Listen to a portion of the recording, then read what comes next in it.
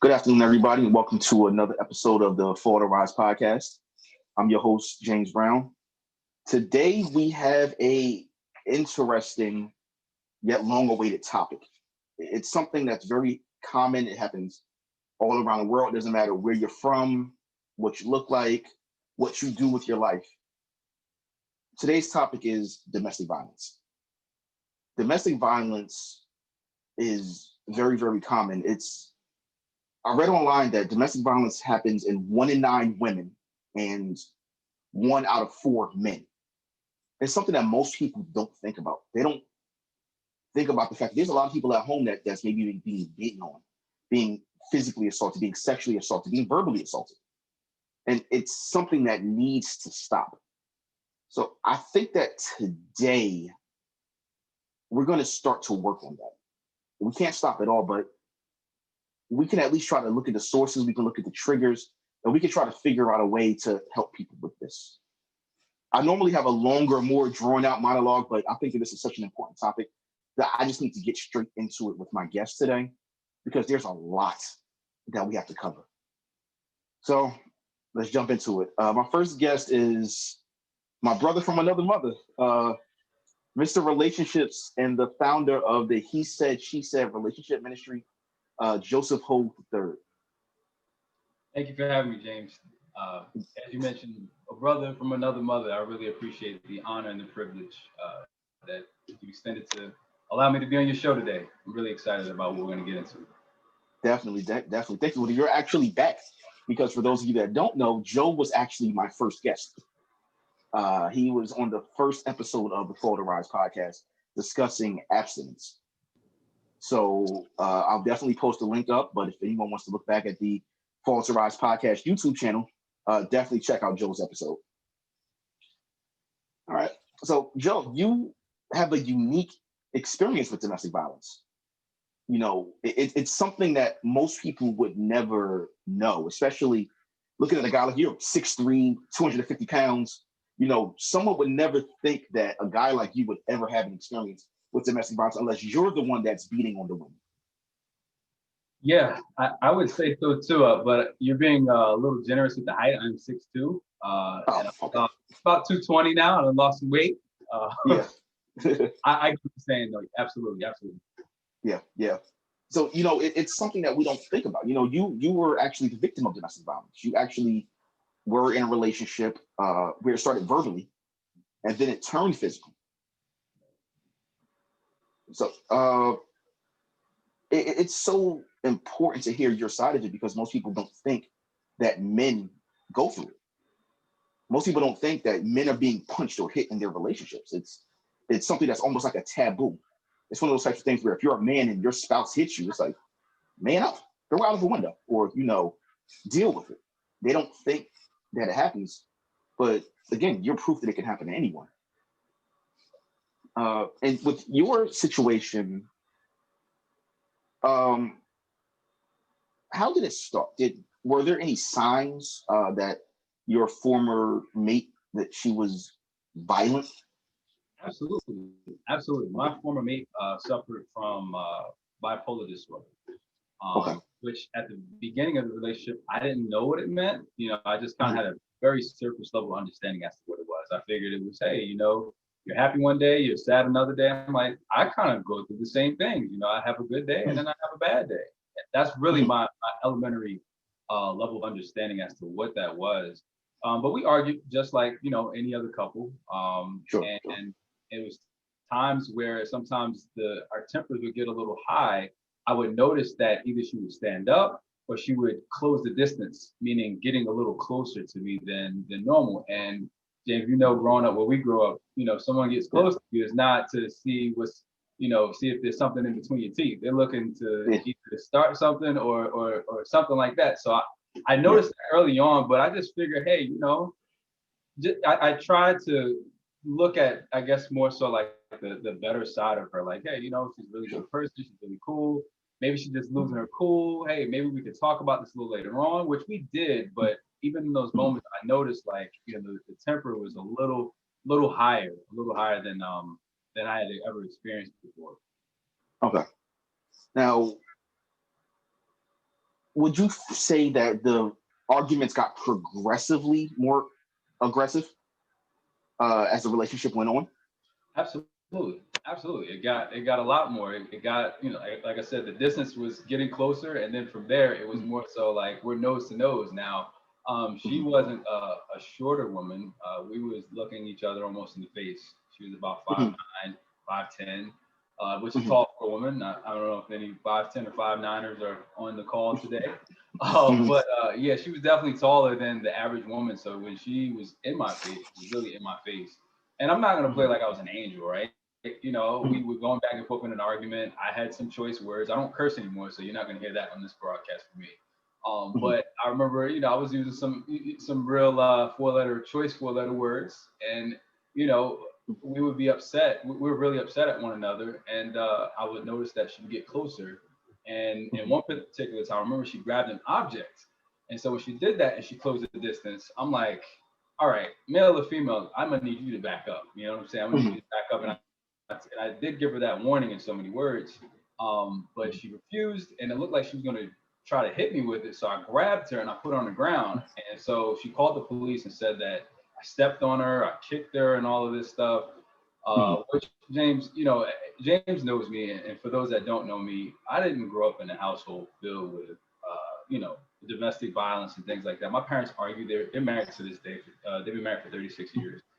So I've seen arguments. I've seen, heated exchanges, but nothing that came down to physical. So when this was happening, this was like all new to me, y'all. Like I really had no idea of really how to handle it, other than how we handle it on the streets. Like, hey, back up and try to create some distance, and then like, hey, maybe we can talk about this a little later. But in that particular instance, the police were there and they're looking at me like, I'm the guy in the situation. So they're looking at me like, so what did you do?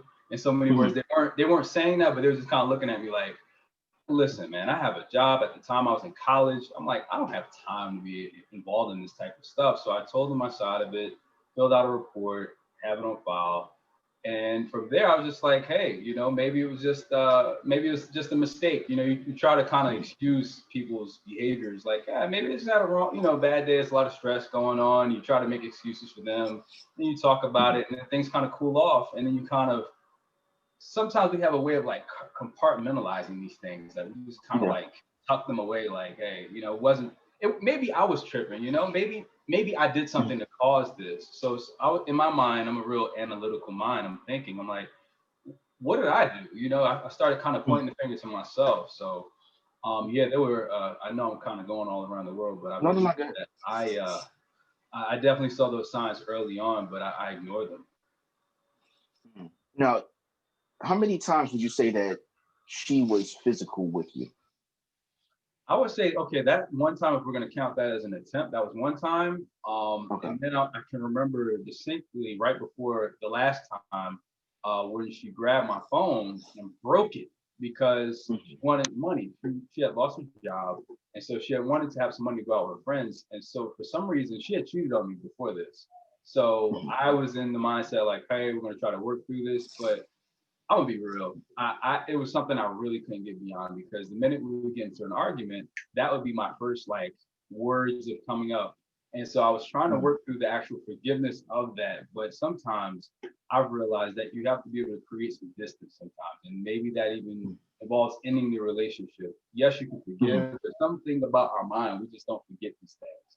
So in those moments, I'm trying to work through that. And I'm like, at the time, I really didn't have the money she was asking for, and she thought I was lying. For some reason, she was thinking that I was cheating on her with someone else to get back at her from the time she cheated. And she took my phone and broke it. She slammed it on the ground and broke it.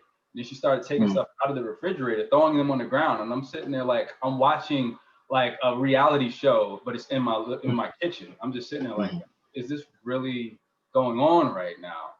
And so that kind of leads me to the last time, but I don't want to overstep the question, but yes, it was, I would say it's a total of 3 times from what I recall. Okay.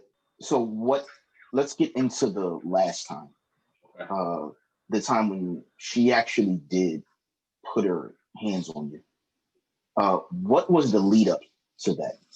So the lead up, I remember that this day almost just like any other day. It was a time in August, I remember. I don't remember the exact date, like that, but I remember asking the Lord, I said, if, I'm still in my mindset, like, hey, maybe this is something that I may be over exaggerating, maybe these Mhm. times, and I'm making excuses for the behavior that I've been seeing. And so I'm like, Sure. well, Sure. I need another sign to get out of this relationship. Like, I knew Mhm. that the relationship had to end, but I'm like, I need more confirmation of this. And I Okay.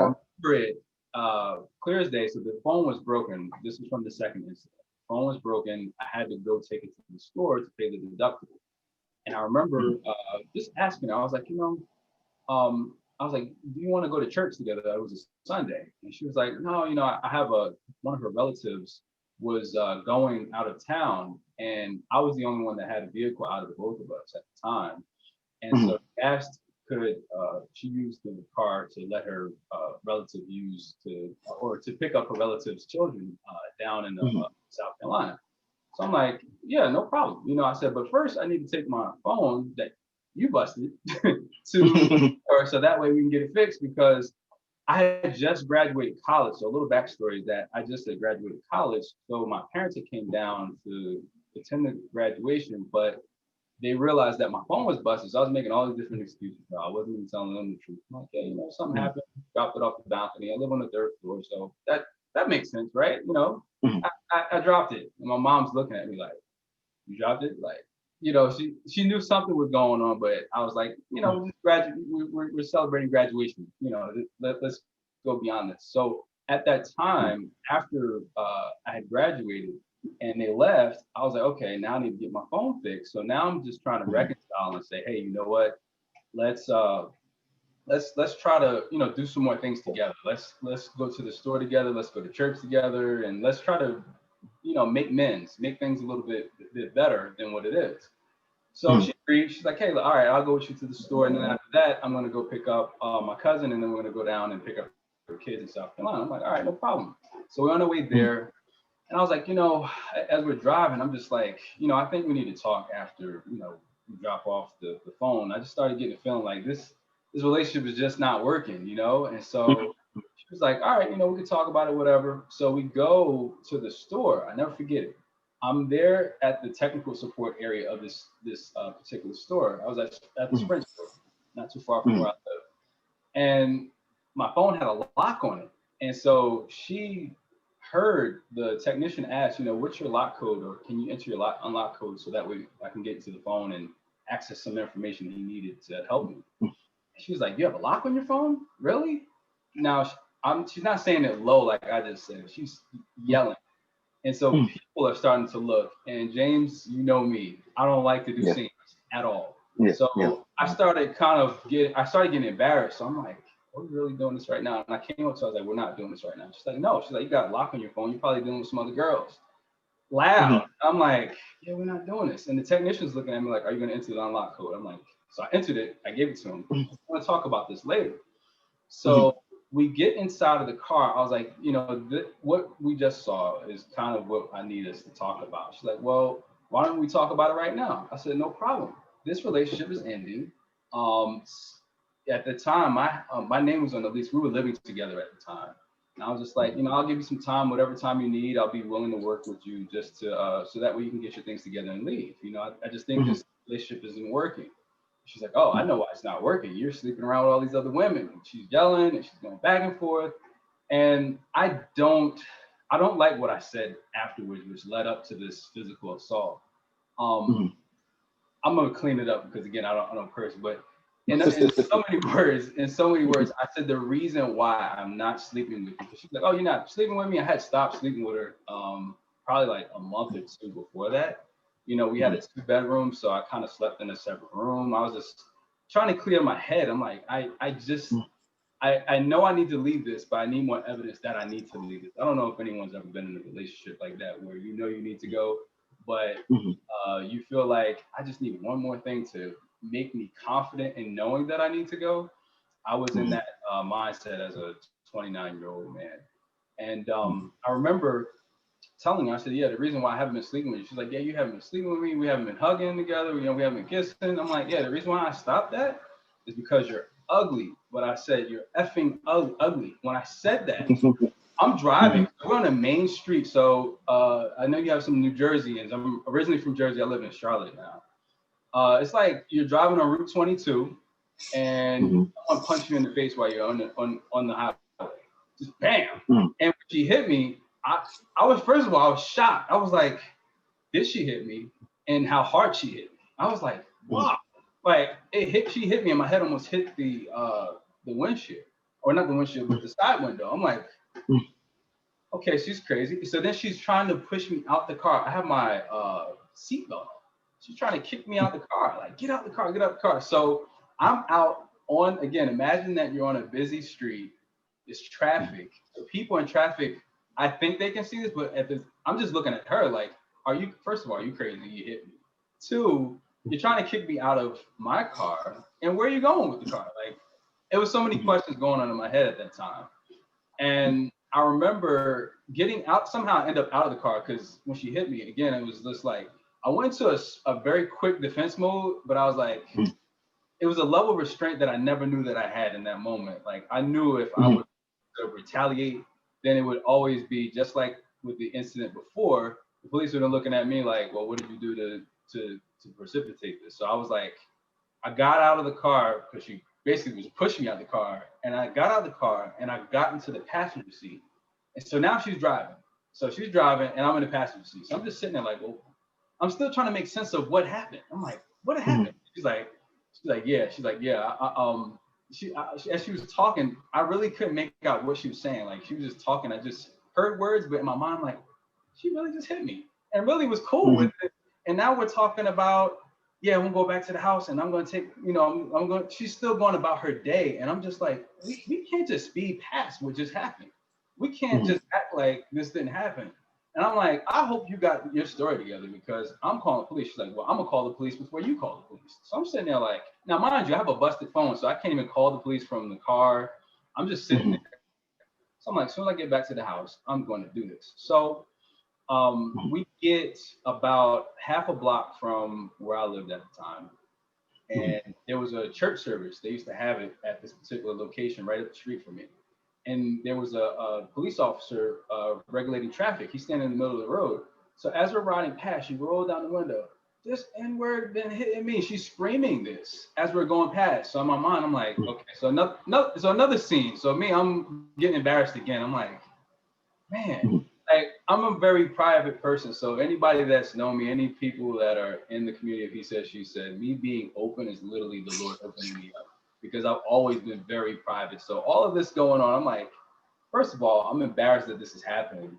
And secondly, I don't know who's hearing this. So we get to the entrance to our complex at the time. And I'm like, I'm going to go walk back to that police officer. For some reason, I wanted to walk back to where that police officer was and have to block up. And so she was like, well, I'm going to still take the car and go get my cousin and we're going to go get her kids. I'm like, no, you're not. You're not about to take my car. After this, I don't want you to do anything. I just want you to get your stuff together. I'm going to tell you, Mom, what happened. And then we need you to get your stuff to start moving out. Like, I'll give you some time. Again, I wasn't just even though this has happened, a part of me still was like, give her some time to get her stuff out. And so I remember as I was getting out the car, she's like, yeah, I'm going to go anyway. So I just got so upset. I pulled the key. It was still in the ignition and it broke the key in the ignition. So I was like, oh, this is going to stop the car. It's not going to go. She drove off of my car. So I run down to the police officer. He's directing traffic. I'm like, officer. And so imagine this. I'm running down the street. It's the middle of August. It's hot. Here in North Carolina, it gets really hot. So I'm running. I'm sweating. And I'm running up to the police officer. Officer, me and my girlfriend hit me. He's just looking at me like, all right, I'll call my partner to fill out a report. Just as casual as that. I'm out of breath almost. I'm running hot. I'm standing there. Now, mind you, in North Carolina, we have the ability to carry firearms. Now, I missed this part of it. I'm a concealed carry holder at the time. So I have my gun on my hip. So now in my mind, I'm like, okay, I'm black, right? I'm in the South. I have a concealed carry license, but this is around the time where police brutality and all of these controversial things have begun to happen. So in my mind, I'm like, okay, I know by law, I need to let these officers know that I am in possession of my legally owned firearm. You have to really let them know this. But I'm like, this is a lot going on. I'm trying to just get this issue resolved. But now here's another issue. Like, how do I, when I walked up to the police officer, I forgot to tell him that I do have my weapon on. Now am I doing something illegal? How do I interject this now that I've had this initial contact with him? So I'm standing underneath a tree trying to figure this out. As his partner pulls up, a white gentleman, police officer pulls up, and he jumps out of the car. Real cool guy. So we're talking, and I'm still trying to think, when do I interject this part? So he's talking about he has the report. He's like, hey, I'm going to fill out this report for you. He gives me this paper, like, hey, I need you to fill this out. I was like, all right, before we get into this, I just need to let you know that I'm in legal possession of a firearm. And he just was like, well, if you don't make a big deal out of it, I won't either. I was like, okay, cool. I didn't know how to interject that. So we fill out the paperwork. And as we're doing that, he's like, hey, what's your name again? So I told him my name, Joseph Hooker there. He said, there's a woman who's filing a report and it's a domestic violence report on you right now. I was like, oh yeah? What's the name? He gives me the name. I'm like, oh, this is the one who I'm filing the report on now. He's like, she's on the other side of the complex doing this. I said, yeah, and she has my card. When I said that, the police officers looked and they're like, so she has your car? He's like, what's her description? He's like, he started trying to figure out like, what she looked like. So in my mind, I'm like, all right, I don't want her to get shot. I was like, listen, I just want a car. You know what I mean? Like, even if I have to meet her over there, I'm not trying to get her in trouble. I wasn't trying to press charges or anything. I was like, listen, she's a college graduate. I'm a college graduate. We both have honest jobs. I'm like, listen, all I'm here to show, all I'm doing right now to fill out this report is to clear my name that I didn't initiate this and that I wasn't the person that she's saying that I am, saying that I hit her when clearly it was the other way around. And if we look at the people that's in traffic, they can back up the story. If we can pull them, I don't know who they are or how we'd be able to do that. But I remember when, as I was filling out the paperwork, one of his, I guess they had another car stop her and have her get out of the car. And they left it at a nearby school. And he was like, well, I can, give you a ride over there so you can get your car. I was like, okay, cool. Now I had the other half of the key. I was like, I don't know how this is going to work, if it's going to work or if it's going to start. So I hopped in the back of the car. That was a pretty interesting ride, pretty tight back there. So I got in the back, went around there and picked up my car. And I finished filling out the report. And I was just telling him, I was like, man, he was like, man, it seems like you got a lot going for yourself. He's like, you got a good job. He was like, you're a college graduate. He's like, it's probably best for you to leave this relationship.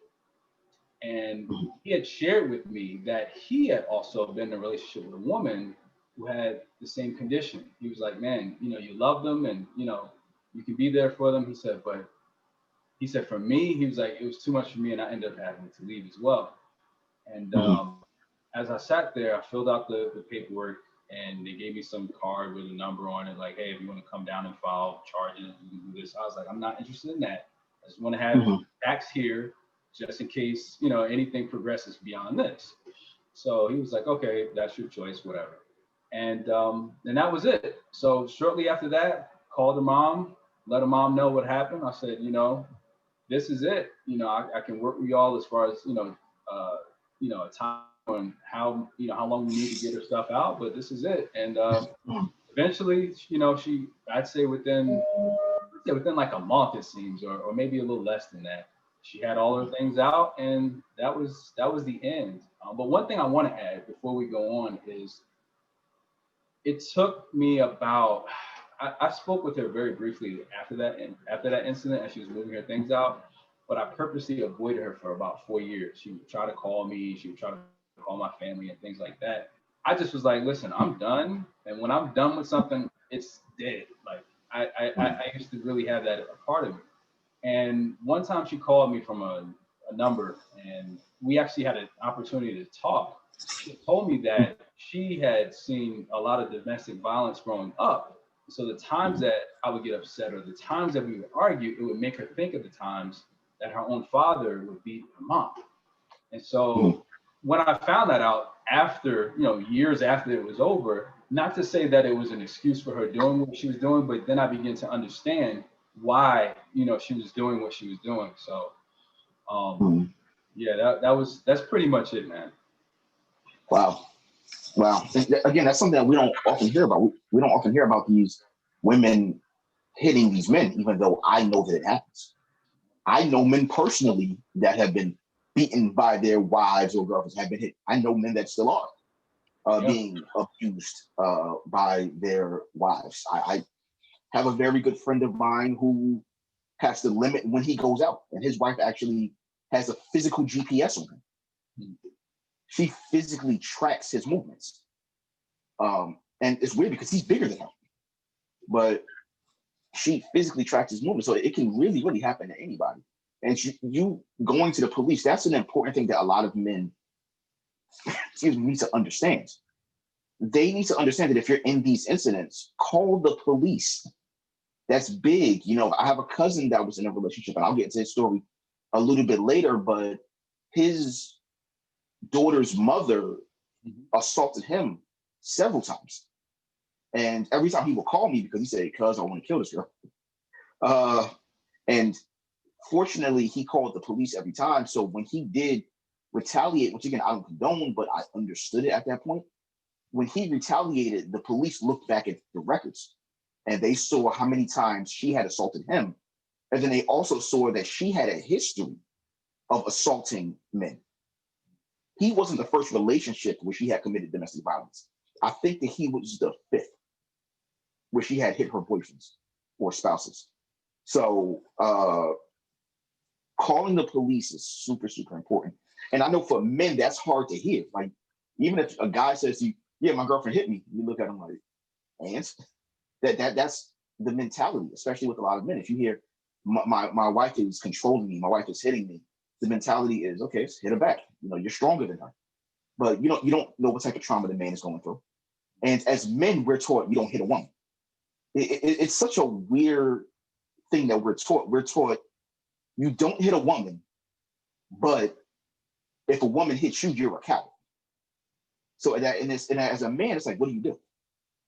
And It's like, so that was a position that I don't mean to cut you off, Jimmy. That was the position I was in when I received that jab. It was like, yeah, all of the cultural norms went out the window for a split second. But again, I believe it was really the hand of God that was like, nah, don't do that. Like, don't react, because when she jabbed me, again, not a small woman. So when she hit me, it was, I mean, I've been hit by men. It was up there with that. You know, it wasn't like, oh, it's a woman, she didn't hit me hard. No, she was hitting me to knock me out. You know what I'm saying? Like when she hit me, and I don't even remember what hand it was, but I just remember seeing a flash when she hit me. I was like, oh snap. And I had like a slight headache after. I was like, yeah, you hit me pretty good. You know what I mean? And I'm not an advocate also for hitting women, but I'm also a strong advocate of protecting yourself.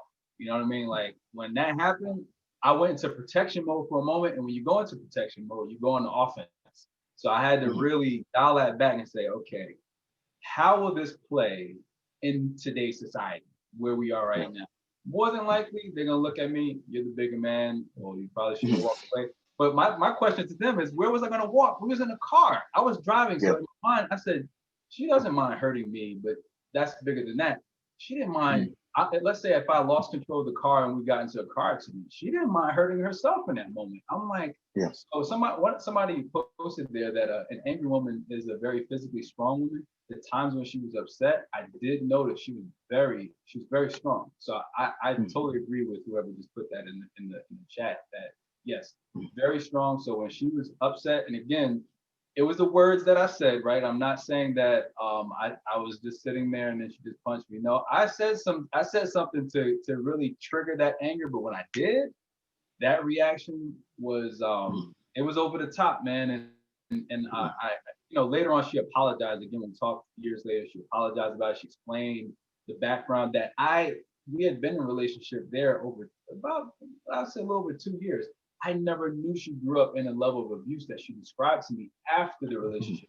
So then I was able to get the full context of, I don't agree with what you did, but I understand the patterns of where you came from, but I never took the time to do that. So that's a message to somebody, that if you're in a relationship with somebody, really get to know them, because when you're caught up in the whole love thing. You know, some things can go under the radar, and in those times, it's hard for you to really be able to differentiate what's logically sound versus what's emotionally feeling good in the moment. And that was one thing that I learned. Yeah, yeah. Now with her bipolar, was she taking her medication, or did you notice that whenever she didn't take her medicine, she was more violent or more emotionally unstable? That's a really good question. I saw that question also in the chat as well. She did for a time, but I remember one of the things that I learned with bipolar or with certain, again, I'm not a psychologist, so I may not be using the right terminology, but it makes people feel funny, I guess, depending upon the type of medication that they're on. And that was one of the things that she would also complain about. I'm like, hey, and I was very supportive in that area. I'm like, hey, is there another combination? I don't really know much about this, so I began to read a little more about it, and start to be supportive in that area. She would go to different therapy sessions, or she would go to psychiatrists, and we would sit down and they would talk to her as I would just kind of just sit there and just kind of listen. But I began to learn more after, because in the beginning of the relationship, she told me, she's like, listen, if you don't want to accept me for this, like you can leave now almost. And I was like, no, we're gonna try to work through this thing. I Yeah, didn't again, I didn't know enough about it to even say yay or nay, but I was just like, whatever it is, it seems like you're a good person. I think that we're compatible. Maybe we can work through this. But she took it for a time. So to answer the question specifically, she took it for a time, but then because it made her feel weird, she began to stop taking it. And when she stopped taking it, that's when I started to notice a real huge difference, a huge mood swing change in her overall, the way she responded to things. She was a little more distant and lethargic. She would not sleep for a few days. And then, it would be something small, like, she somehow in her mind, she concocted that I was this cheating guy. And I'm like, when? Like, you tell me when? Like, what at what point is this? And so when she got that going, she started saying like, "Oh, well, you're doing all of this stuff," and I'm like, what? How are you substantiating this? But come to find out, like I said, she was cheating on me, and that's often the case. What happens when people are being unfaithful? They like to project that the other person's a cheater. So yeah, yeah. it's terrible. Yeah, yeah, it's so weird because one of the things that I'm hearing with you, and it's something that I've heard with a lot of people that are in these types of relationships, is they ignore those red flags. They'll say, okay, well, yeah, they yelled or they reacting violently, but they're just having a bad day. But how many bad days are they going to have? And you often don't, you ignore these red flags, and you also don't talk to other people about it because you're saying, I don't want them in my relationship. But maybe that person, they may see these red flags too, and they may be able, excuse me, to give you some advice or some help in this situation. Unfortunately, we live in a society where men shouldn't hit women, as I agree with that. But when women hit men in certain cases, it's actually applauded. If you really think back to the whole Rihanna Chris Brown situation, everyone called Chris Brown a monster. He actually talked about the fact that he grew up in an abusive household. But when what's the Beyonce sister's name? I'm sorry? Solange? Solange. When Solange beat up Jay-Z in the elevator, there were so many people that were applauding it. They were saying, yeah, good job. Yeah, you got him back. Yeah, you defended your sister. So I think that as a society, we have to change the way that we see this. No one should put their hands on anyone. It's not only men shouldn't put their hands on women, and women should try hard not to put their hands. Nobody should put their hands on anybody. Agreed 100%, man. And that's why when that was violated, man, it took a lot. I mean, I can't sit here and say like it was so easy for me to not want to punch her back. To be real, like I really wanted to. I'm not gonna lie, like I really wanted to, but I'm glad that I didn't, because had I done that, and then they were like, oh, the story that she began to paint, like, oh, he's got this gun, but I'm like, well, it's legally owned. I'm not just walking around toting gun, pointing at people. I have it on a holster. It's legally owned. I took the classes. I paid the money, so it's legally owned. So to use that as a defense for why you hit me because you felt like there was a threat because your boyfriend owns a gun, I knew that that wasn't going to hold any weight legally. So I knew if I was to punch back, and then it would be my story versus hers, more than likely the police would have took my side or took her side, and I would end up going to jail. So I was like, in that moment, I had to use some severe restraint that I never knew that I had. Yes. Now, being that you went through this, and again, this is something that we don't often hear about men being hit by their girlfriends or wives. What advice would you give to someone that is going through that? You know, in terms of the red flags, in terms of being hit, in terms of the physical, the verbal abuse, what advice would you give? My advice, when they show you the real version of them, believe them. Believe them. Don't try to rationalize like I did. And I did it because much like, and you mentioned the he said, she said ministry that God has given me. We talk a lot about preparation. I didn't make any preparation to be in a relationship. And so for me, it was sexual performance was the barometer in which I was choosing mates. So I was choosing wrong, but I was blaming them for the same conclusions that I was going to the same conclusions over and over again, expecting different results. I was using the same approach, but I was trying to get the different results, but it wasn't happening. And the one person that I wasn't blaming was me. So when somebody's showing you who they are, just believe them. If they are showing some abusive patterns or if they have some issues with their temper, you can try to be supportive and try to get them the help that they need. But ultimately, it's on that person to get that help. And if they're not taking the initiative to do that, there's your answer right there. It's not going to get any better. And I was proof of that. You know, progressively got worse until that third time. And I'm like, so I could have left that relationship. I want to say that was probably at least almost close to a year before that. So those three incidents happened over about a year, give or take. So I've wasted, I hate to use the word wasted because you learn from experiences, but at the same time, I could have been able to exit out of that sooner. But thankfully, I'm able to sit here today and be able to talk to those and warn those today based upon the experiences that I went through. So all in all, it wasn't a loss, but if you feel what I'm saying, I didn't necessarily have to do it. Yeah. Joe, thank you so much for coming on, being so open, so honest, and so candid. You know, this is a side of domestic violence that we never hear about that needs to be heard. So, Joe, thanks again. Hopefully, you'll stick around for the Q&A at the end, because I'm pretty sure there'll be a lot of questions. Absolutely. I see some questions now, but I'll give the floor to you, of course, to continue on. And you can definitely come back to me. I'll be hanging out here, but I appreciate the time, bro. Thank you. Thank you. My next guest is another one of our regulars, Miss Larita Phelps. She's been on quite a few of my episodes. You would think she's almost a co-host at this point because she's been on so much over the past few episodes. Welcome, Larita. Hey, how are you guys? Good. How are you? Good. Good. Now, your history with domestic violence is one that happens all too often. You grew up in a home where domestic violence is common. Yeah. Yeah. It was my stepdad. You know, unfortunately, a lot of my traumas and the bad things that impacted my life were at the hands of my stepdad. You know, he was a drug addict. He was very abusive, physically, sexually, emotionally, like every way that you could possibly think of. He was that monster. Wow.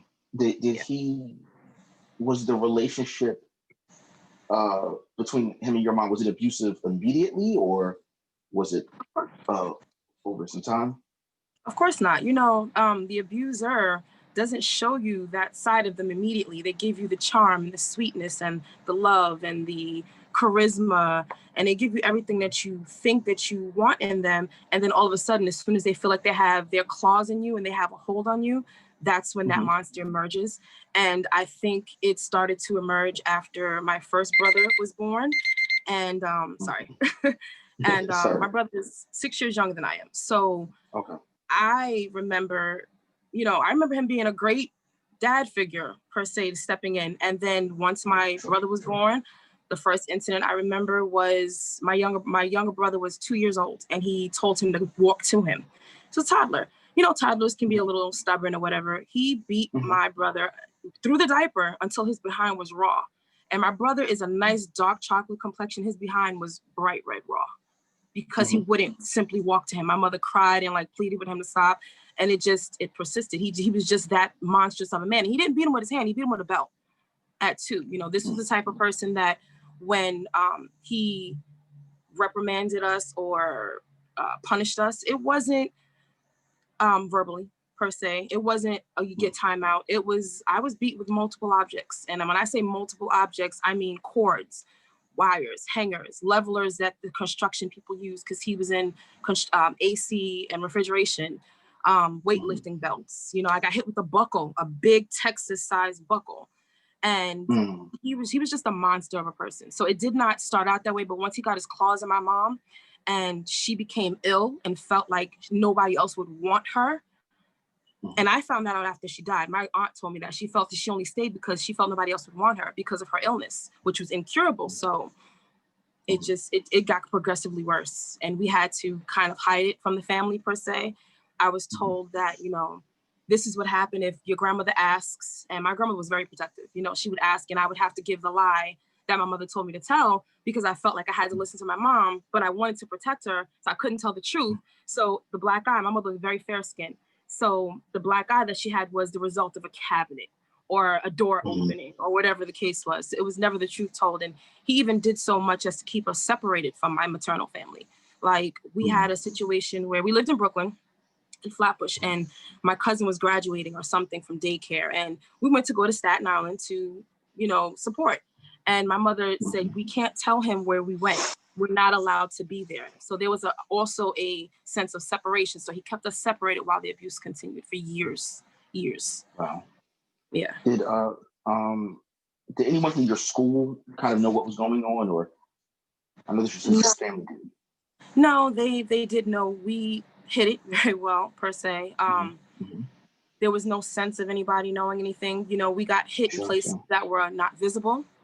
You know, of course, the abuser is not going to hit you where it could be seen. He's not going to hit you. He or she is not going to hit you where the public can see it per se. If they want to keep it under wraps, they're going to hit you where it can be covered up with long sleeves and long pants, no matter what the season is.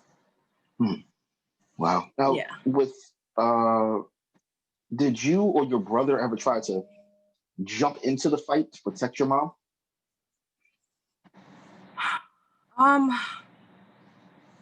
I think I tried, and I think, okay, so my brothers were too young. He died when my brothers were 9 and 6.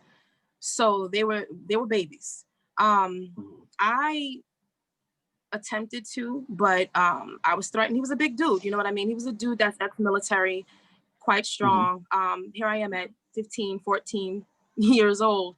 You know, there's not much I could do, but I remember writing in my diary that if he ever touched her again, that there was a gun that he kept in like an Anwar, that I would take that Glock. It was a 9mm Glock, and I would shoot him. And he read my diary because this is me venting. He actually, one day I came home from school, took the gun, put it in my hand, loaded it, cocked it, and said, if you want to shoot me, here you go.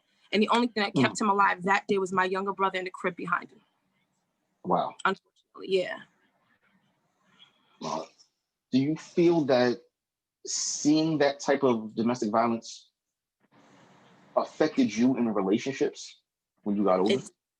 It did. My longest relationship was with my the father of my children. And there was an incident. You know, I didn't know how to control my anger. And unfortunately, I kind of know about, I kind of can relate to Joe's situation with the whole car thing and getting punched. Unfortunately, I was the puncher. Because, all right, so the way it started was he told me, you know, if you ever get so overwhelmed and you need to hit me, I can take it. And I'm like, no, I don't want to do that. And then I did. And it became a regular thing on my part. Whenever we got into an argument, it became a regular thing. Now, we did have our spats and we did fight a handful of times, and it was bad. It got pretty bad. He was like, listen, I'm tired of you putting your hands on me. And we got into this one fight where I walked away with lumps, you know, but he still bears a scar to this day from when I picked up a plug and hit him in the side of the head with it. You know, I don't remember doing any of these things because it was in a rage. I blacked out.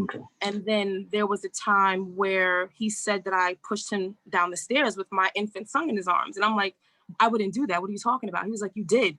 And I don't remember doing that. I don't remember doing that either because I had a blackout situation. So with the trauma that I went through with my stepfather, I didn't know how to control my anger or my angst or anxiety or whatever you'd like to call it. And so a lot of the times I would act out aggressively towards him. It would take, like when I didn't, it would feel like my entire being not to do that. And, you know, there was a time with the car situation, I thought he called me, you know, for lack of, you know, I thought he called me a bitch. You know, I'm sitting in the passenger side. My younger brother's sitting behind us. He's 9 years younger than me in the back seat.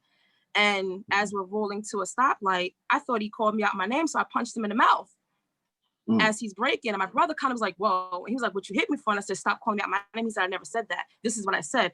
And it took me a little while to apologize, but I owned it and I apologized. But I'm just like, it needs to, like, it needs to stop. But I never got any counseling or anything about that until way later, actually 2 years ago, when I had to start recognizing it.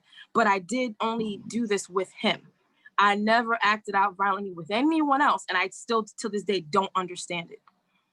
Oh, wow. Wow. Yeah. Again, that's something that we don't hear about. We don't hear about the why. You know, we deem these people as monsters if they hit their spouse, but we don't know the why. We don't know the trauma.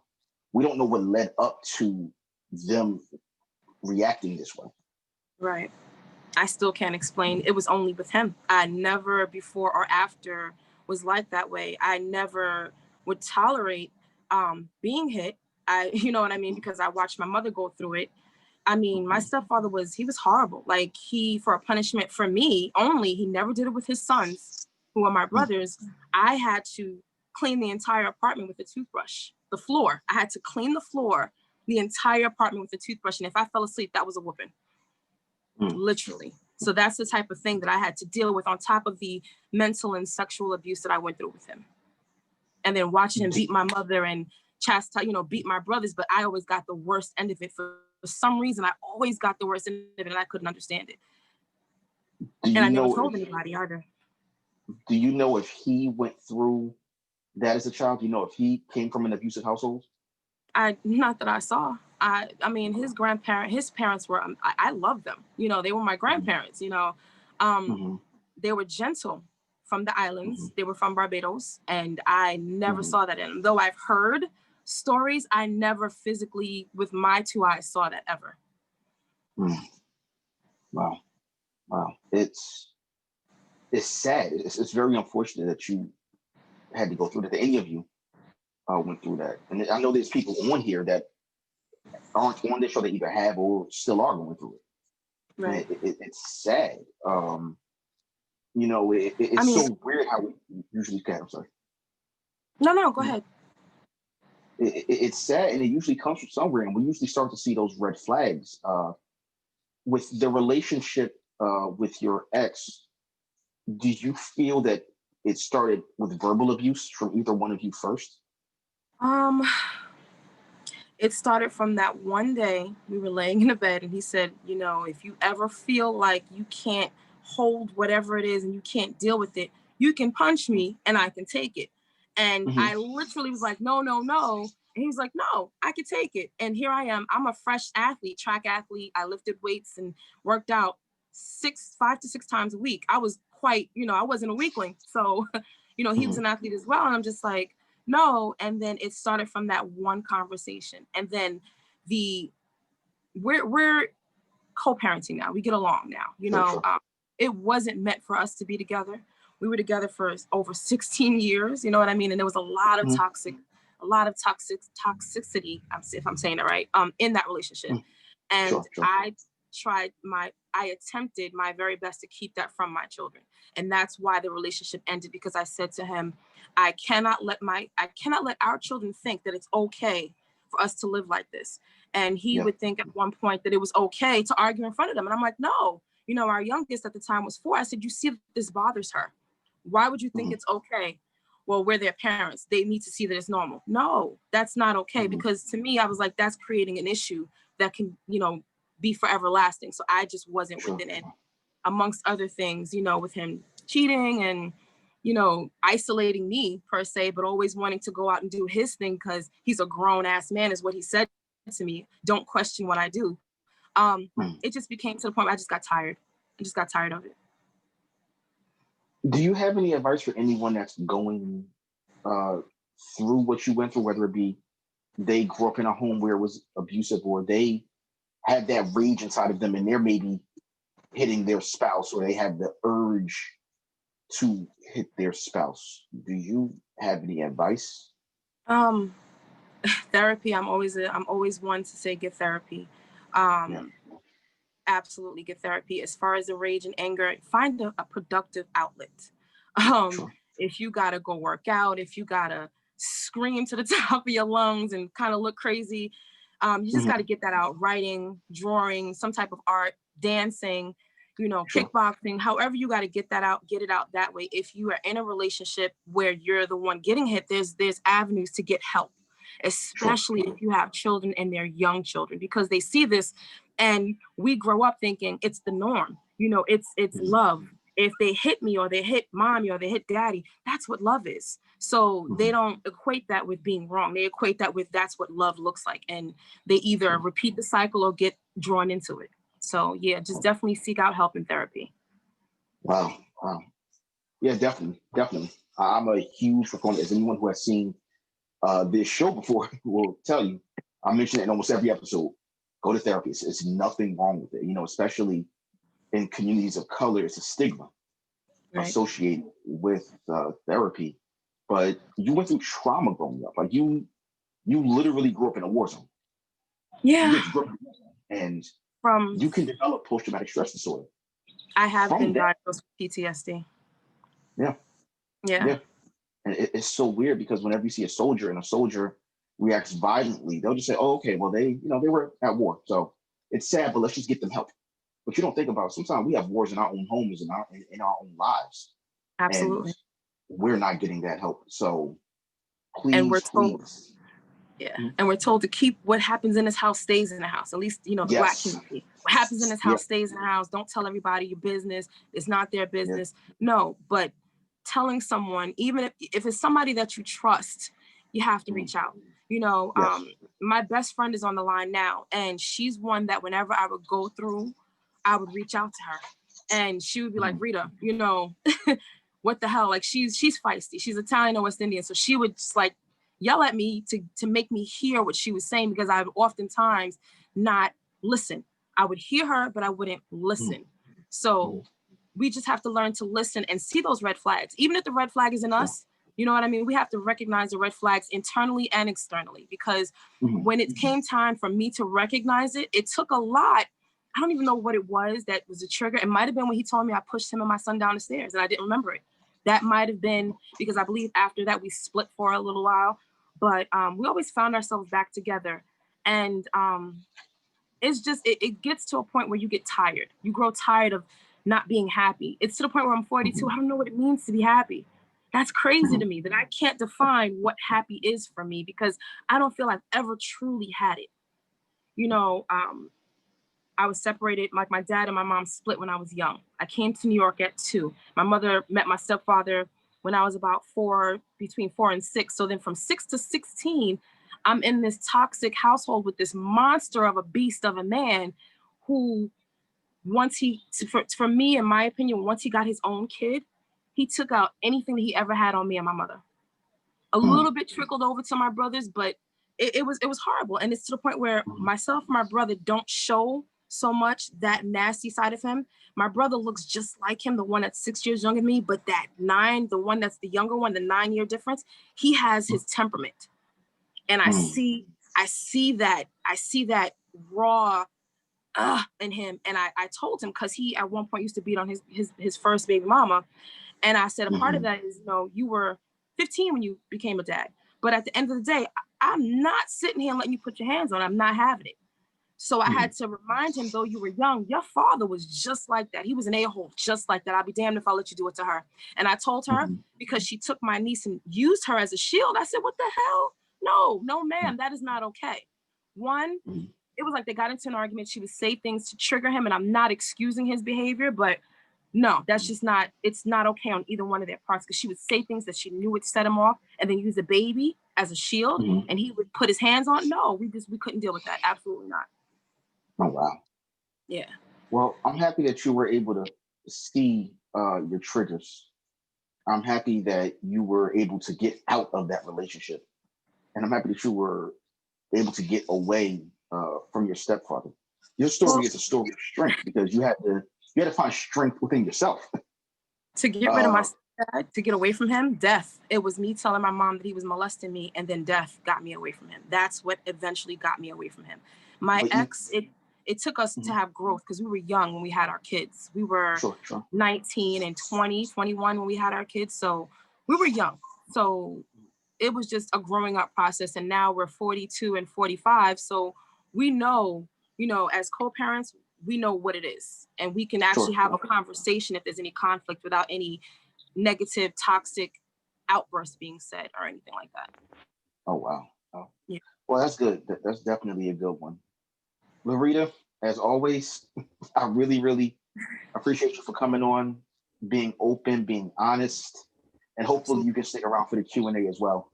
Because I actually have Absolutely. people sending me private messages and texting me, and I'm gonna ask their questions. I'm not gonna mention their names, but I'm gonna definitely ask their questions for Q&A if you're available at the end. Absolutely. I'll be here. Thank you, thank you. My next story is a unique one. Uh, this I call him young man because I've known him since he was a kid. He's a few years younger than me. He was always like a little brother to me.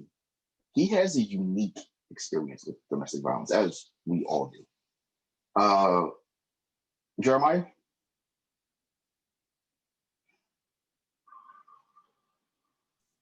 Yeah, just had to unmute myself. Jared, how's it going, buddy? Nervous. No need to be, bro. It's no need to be. Trust me. Um, this is your history with domestic violence is so interesting because, again, I knew you when you were a kid. I was very good friends with your older brother. So I had no idea that any of that stuff had been happening until years later.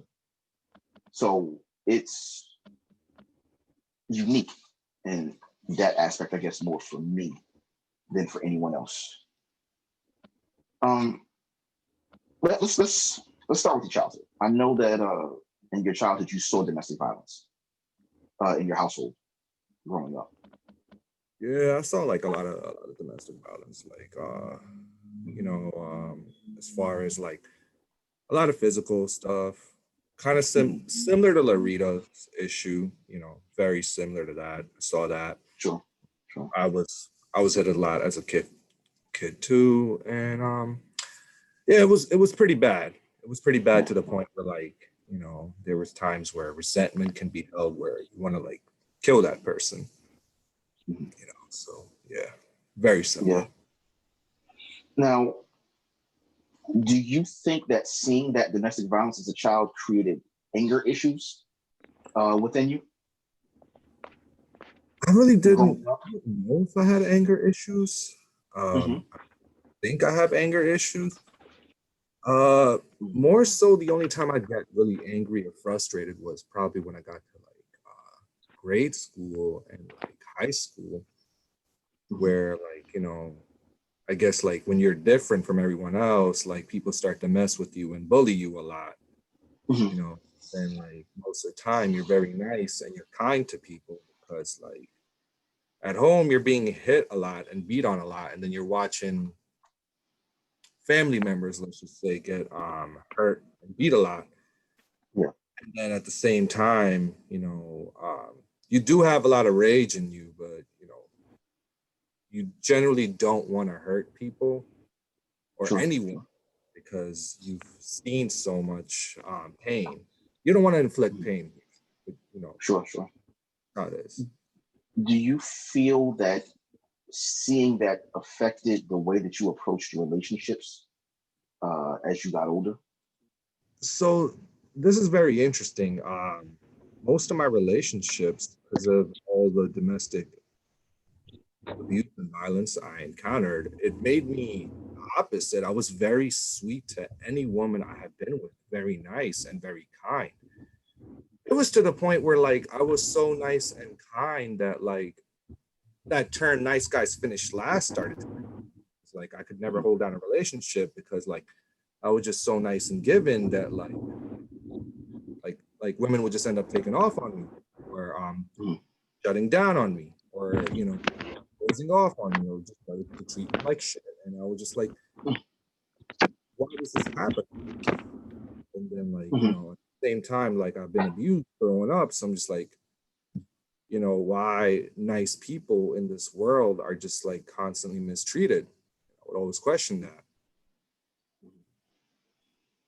So So, it didn't really affect my relationship. It actually made my relationships, made not me more so, it actually made me a much better person in my relationships because I always saw like hitting any like woman as like the lowest of the lowest, So I hated domestic violence. If I ever seen like a man lay his hand on a woman, like it would trigger me because like it's kind of what I saw and I hated. mhm. And I don't know what a situation could be. It could be like Joseph's situation where, it could be a crazy woman. So like, as I got older, then I figured, it's not always like that. So don't like, want to beat a guy up because like, but like, there's situations where like I just, I never really got angry at any woman, like where women would just like get mad at me, like they would just like, kind of like what was going on with Joseph's situation. Like in situations like that, like I was just very kind. I would just question what's going on and I just let it be. But I did not ever have a woman put their hands on me to the point where like I got punched in the face. Yeah, I've been pushed by a woman. I've been pushed by an ex. Yeah, I've been slapped by an ex. But like that's as far as it went. Nothing like, like getting punched in the face. That Still counts. It still counts. yeah. Now, you've been in a relationship where things have gotten physical. Now, with that particular one, do you feel that were there triggers for you that may have triggered your reaction in that relationship? Was the person verbally abusive? Were they the type that uh, wanted you to be aggressive with them, or did you notice any signs like that? Well, see, I was in a relationship once, and this is how we ended up on this conversation and how I ended up here, where I really love this person a lot. I'd do anything for her. And when I mean anything, anything and everything. And, you know, we were in like the developing stages. And I guess throughout all my 20s, because I'm 29 right now. So, still like approaching my mid like late 20s. Mhm. And I was just there like where I had a wall because most of my past relationships, every time I would be nice to someone or kind to someone, they would always take off on me, or they would always switch up, or they would change, or and I'm also like, and I was also like healing from a previous relationship I had been with. So like I had like a wall where I couldn't open up emotionally to this woman I was with. And you know for her, it was her first relationship. And Sure. she had never been in a relationship. She's a lot younger too. Mhm. So, and great, I have people calling me. Wrong time. My mom's calling. Great. Wrong time to Well, get a phone call from my mom. Let me just put I'll call you back text right away. mhm. Sure. And then at Well, that what? time, like she just started getting very excuse my language. I don't wanna like curse. But like, yeah, she Do was speak getting it. she was just getting really like bitchy towards me and like angry and aggressive, down talking, condescending. And she was doing it in front of like her friends, like, and just like constantly challenging my intelligence. And then just always angry at me. Why? Because I just couldn't open up to her emotionally from what she claims when we spoke about this later on.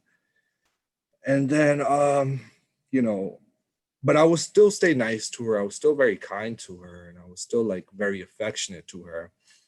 Mhm. And you know, like, I guess she wanted a relationship, but I couldn't give her a relationship, even though we were together. But like, it was just hard for me to give her a relationship because I was just so emotionally closed off from like just women taking off on me in my past or switching up on me. Mhm. Even my longest relationship, like I couldn't ever make it work because like just, you know, every time I would become nice to her, she would just switch up on me. Mhm. So it was just like, I don't know, in my mind, I'm like, what do I do? You know, like I'm kind of like scared to like just like I guess open up emotionally to this person because every time I do, they just go crazy. And now she's going even bitchy and crazy towards me because I'm not like what's going on? And then on Mhm. top of that, you know, she's constantly telling me that I need to be more aggressive. I'm too nice. And, you know, I need to be aggressive, which pissed me off because, you know, I'm 6'2", and I grew up in Jersey City. And when you grow up in my city, like, you know, it's not the worst city, but when I grew up in it when I was younger, it was a lot more rough. And you know, being my height, and if you're really aggressive, people shoot at you, people jump you. All Mhm. right. Like you deal with the law, you're aggressive. Mhm. Like, especially with me, look how I look at 6'2". I had to deal with police like just always coming after me first if like me and my friends got like into altercations, you know? Like it would Mhm. always be me who's gonna go down first before everyone else did, you know, because of my Mhm. size. I'm 6'2", you know. Like I was always told just be a lot more calmer and nicer and be more, you know, just passive because you know you are bigger, like people are gonna jump you, people are gonna like Mhm. so one from that situation I'm being nice, but at the you know, like I've always been passive. Then at the same time, I've always been very nice and kind because like I do not like to inflict pain because I've seen a lot of domestic abuse growing up.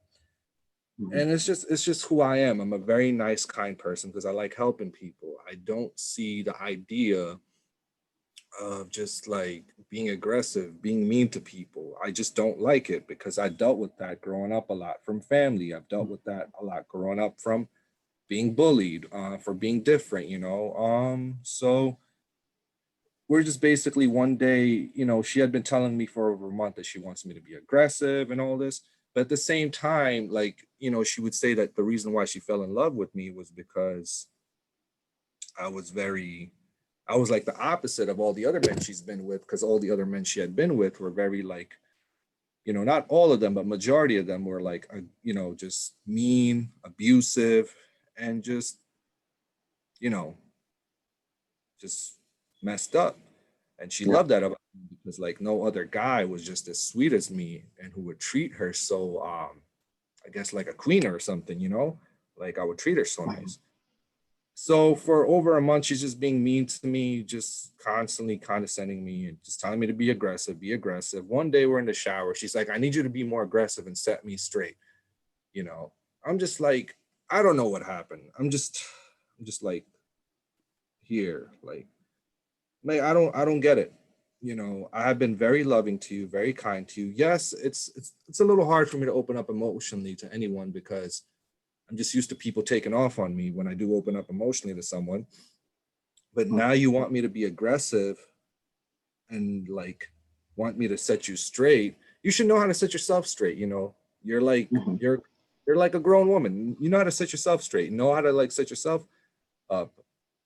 You fell in love with me because you said I was the most sweetest and kindest and loving guy that you ever had in your life. But now Mhm. you want me to be aggressive. So I don't know what snapped in my mind. I'm just like, man, like, why do like women do this to me? Why do they always want me to be aggressive? Why do they always want me to be mean? Like, why does like this world always want me to be just like just an asshole? Like, why? You know? So I'm just standing in the shower with like hot water running on me. And like I just look at her and I'm just like, you want me to be aggressive? You want me to be aggressive? Is this what you want? So like I thought maybe sexually, like I'll grab her like her face or her neck, like, you know, I like got blacked out. And then I'm like, this is this aggressive to you? And then like when I grabbed her, I don't know like if how angry I was. Like, I think I either, from what she claims, that I freaking um, bashed her skull into the shower wall. I don't think I did it, but maybe I did because I blacked out. I don't know. I don't know till this day, and I get nervous about that. You know, I have been in fights growing up, but like we all been in fights if you grew up in the city because, you know, self-defense. But Sure. like I have not ever put my hands on a woman. And so I just push her once. I'm like, is this aggressive to you? Is this what you want from me? You want me to be aggressive? Is this what you like? Is this what you like? So I'm just like screaming at her. And I get out the shower. I'm like, fuck you. Like I'm just like, excuse my language. I'm just cursing. I'm like, fuck you. Damn, Like, sorry. this is what you like. Like you want me to be aggressive? You don't like, is this what you want from guys? Like this is what I basically saw growing up. Now I gotta do this with you. And then like you know, right then and there, I'm breaking up with her and then I'm getting back with her. Oh my gosh, it was just horrible. Like Mhm. I don't know what was wrong with me because I think I had been holding in so much resentment from her being so mean to me for like over a month of just like constantly just being so condescending. Like you don't understand. Every little thing I did just pissed her off. Like she once got mad at me because I carried my phone charger in my pocket, and she said, "You don't need to carry your phone charger in your pocket because I have a charger in the car." And started getting mad at me for that, and just started like, So it's yes, it sounds to me like she was at times, I guess, verbally abusive to you, very and verbally abusive. and that's usually how it starts. That's how it starts. Oftentimes, you know, I have a cousin that went through something similar. He was dating this woman, and she hit him. And the first time that she hit him, he called me ready to kill him. And he said, "Hey, cuz, what do I do? I'm going to kill this girl." I said, "Call the police. Make sure you get a record. Just make sure that you have paperwork on this so that you can file a police report." She hit him again. Uh, and he called me again. I said, "Cuz, fill out paperwork." And then she hit him again. And my question to him, like, man, why would you stay? Like, why would you keep going back to that? But they had a child together, and he saw abuse in the home when he was a child, so he normalized it. He normalized the idea of that. And one day he came home, they were having an argument.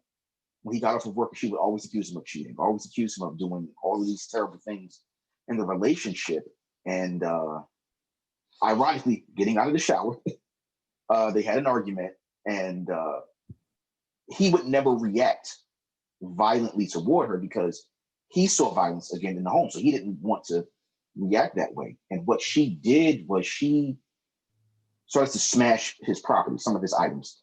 And we have a cousin that we were both very close with that passed away at a very early age. He passed away in his early 30s. And that cousin had left him some personal items.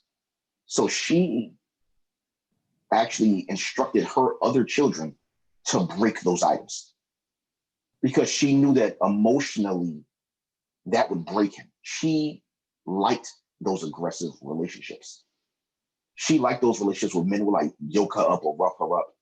And he grabbed the items from the child, and then she began to hit him with pots. She tried to stab him, and then he snapped, and he beat her up pretty badly and went to jail. Well, not jail, he was arrested.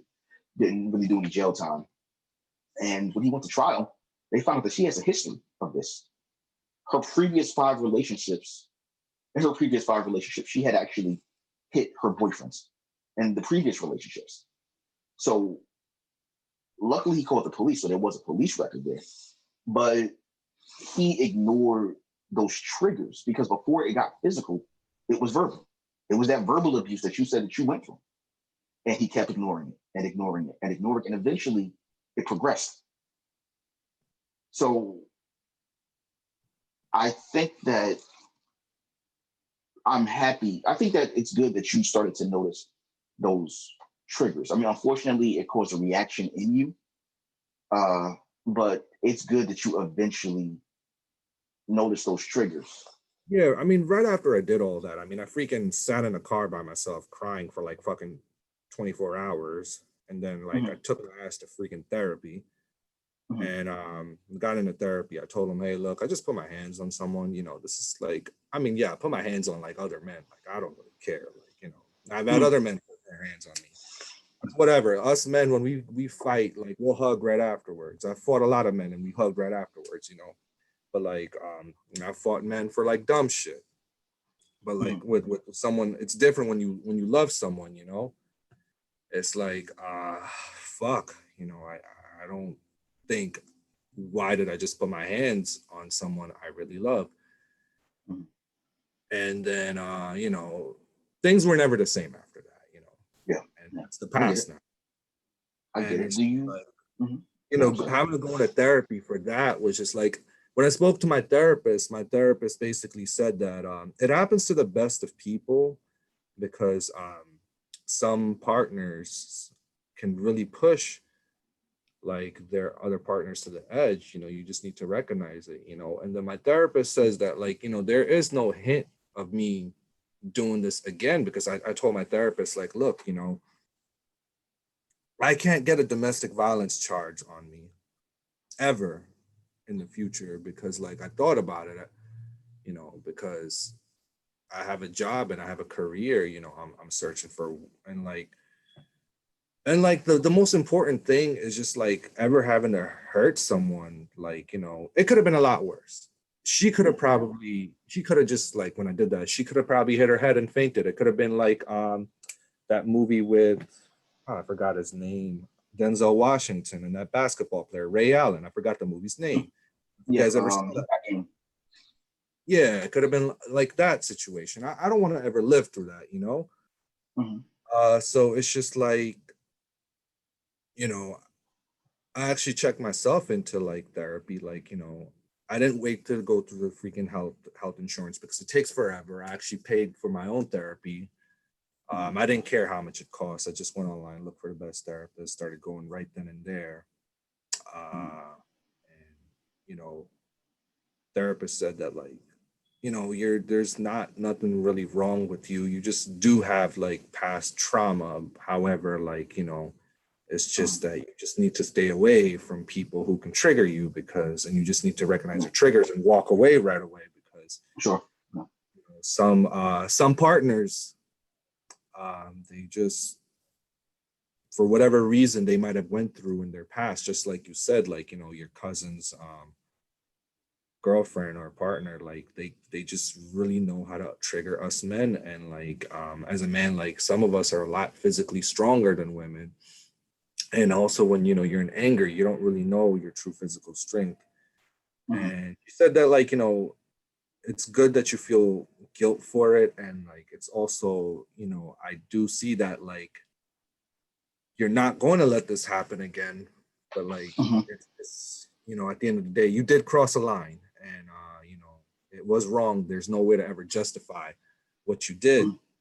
You can't ever justify it. It was really messed up. However, like, you know, my therapist did see that, like, no, that's just not going to happen again, because it's a situation that I had never been with. I had never been with someone who just kept telling me to be more aggressive, or someone who was so condescending to me.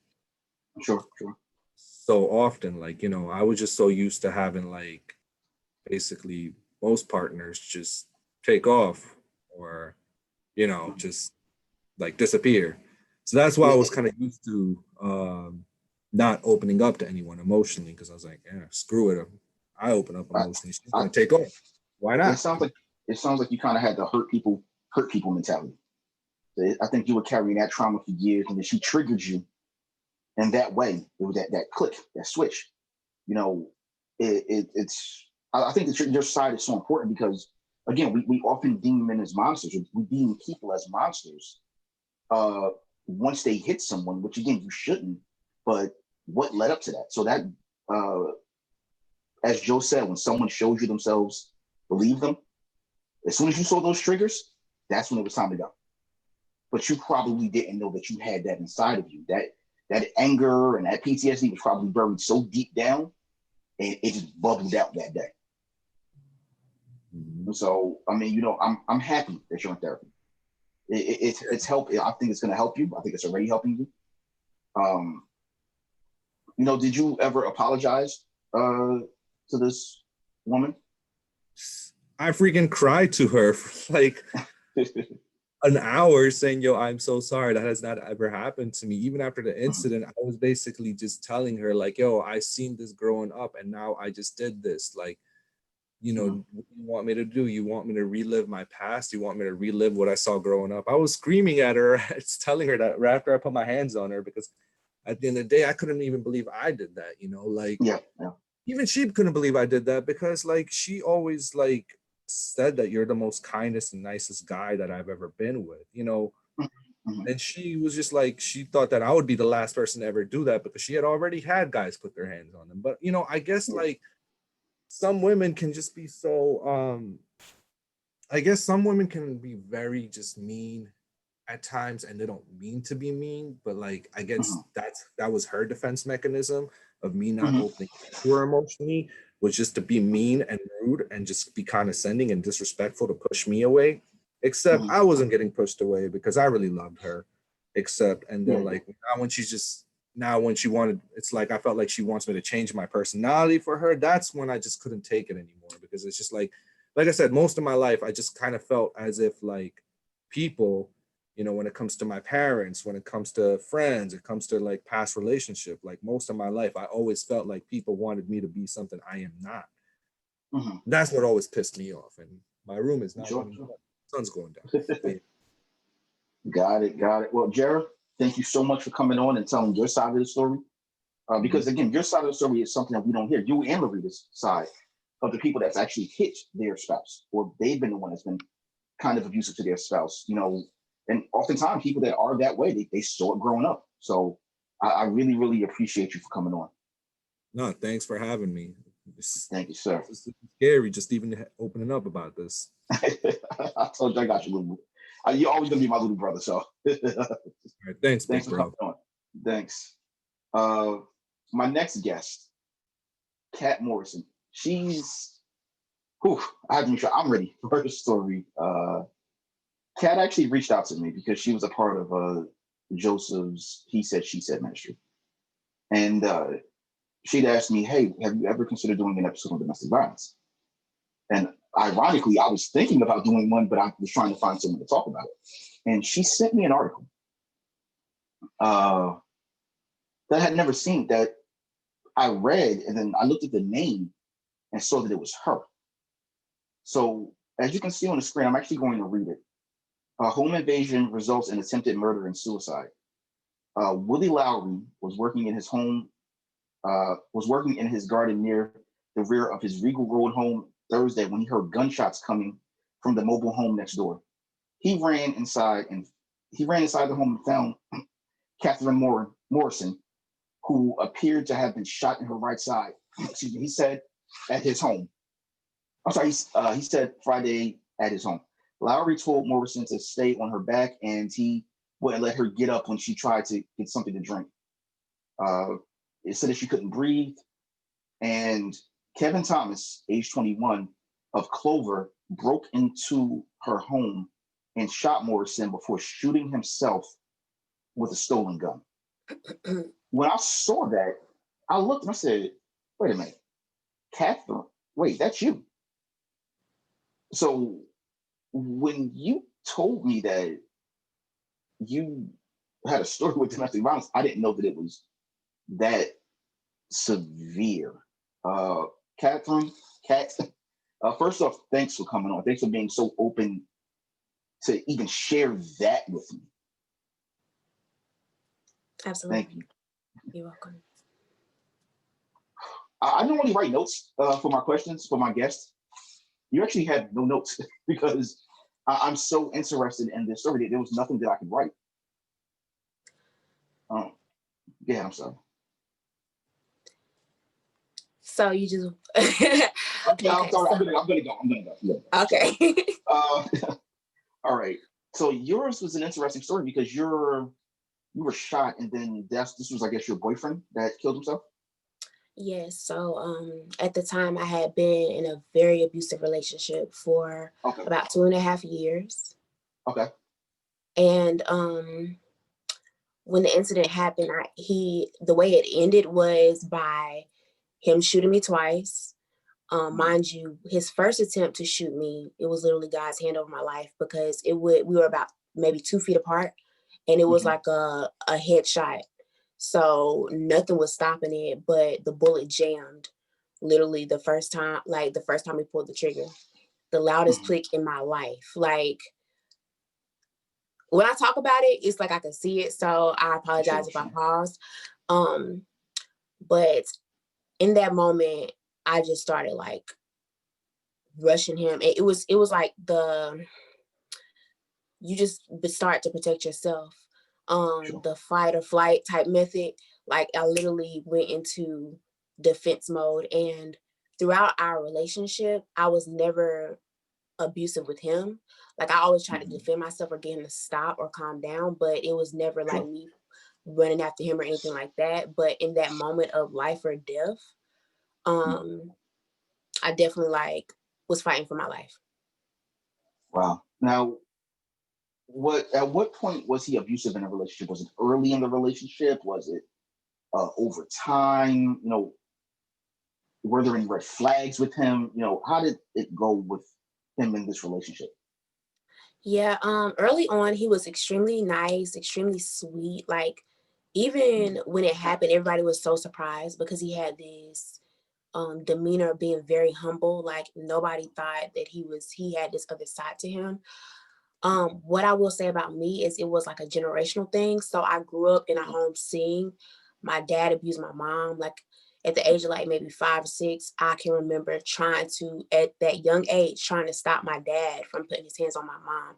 So with me, it was more of, there were red flags, but because it was Sure. such a normal dysfunction that I grew up in, it Mhm. was normal for me. In fact, like, um, I felt like when I had people try to love me correctly or love me the proper way, I was kind of like, what's this? Like, Mhm. so I didn't even, so there were a lot of red flags. It Sure. began with just like, even when people joke and they say stuff, it's like, oh, like, if you ever try to leave me, like, I'll kill you. Like, that was something I felt like was said actually pretty quickly Mhm. in the first maybe 4 or 5 months. That was said, but I didn't really, number one, I feel like I was super naive. So to me, that was like, oh, he liked me that much, and it's just like, no. Mhm. So he definitely let me know verbally first.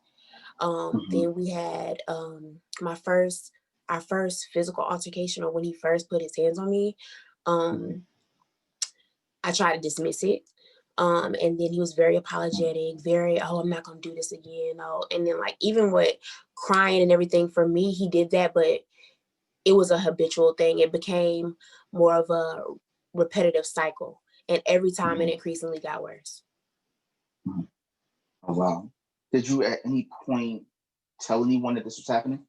Friends, family, the police? Um, there was an incident, but this was like towards the end Okay. where he had came over because I was already so ready to be done with the relationship. I was a baby, so I was leaving high school, about to leave high school. I had just graduated, and I was planning on going to a different school. He thought I was going to Sure. a local location, and that's what I wanted him to think, because I wanted to get away from him. Okay. And I didn't want him to know that I was leaving. Mhm. So I had lived with him for maybe like a year, and I feel like I had so much bondage there because um I moved out of my mom's house. Like, I went and lived with him, like, against people telling me not to. So I felt so alone. Like, I felt like I couldn't reach out and ask for help or even let nobody know, because I had in myself, I felt like, oh, you put yourself in this situation, so you just got to deal with the consequences. And then um my dad is a correction officer. He's a very built up man. And the guy that we're speaking about, he was a very built up man too. And I was literally so scared to tell him. I wanted to tell him, but I was Mhm. terrified because my dad is a hunter. Like, he hunts for fun. And I knew Mhm. that they both had these very macho, this is mine, or, type of attitude towards me. whether it's my dad being, that's my daughter, or whether it's him being like, that's the girl I'm dating.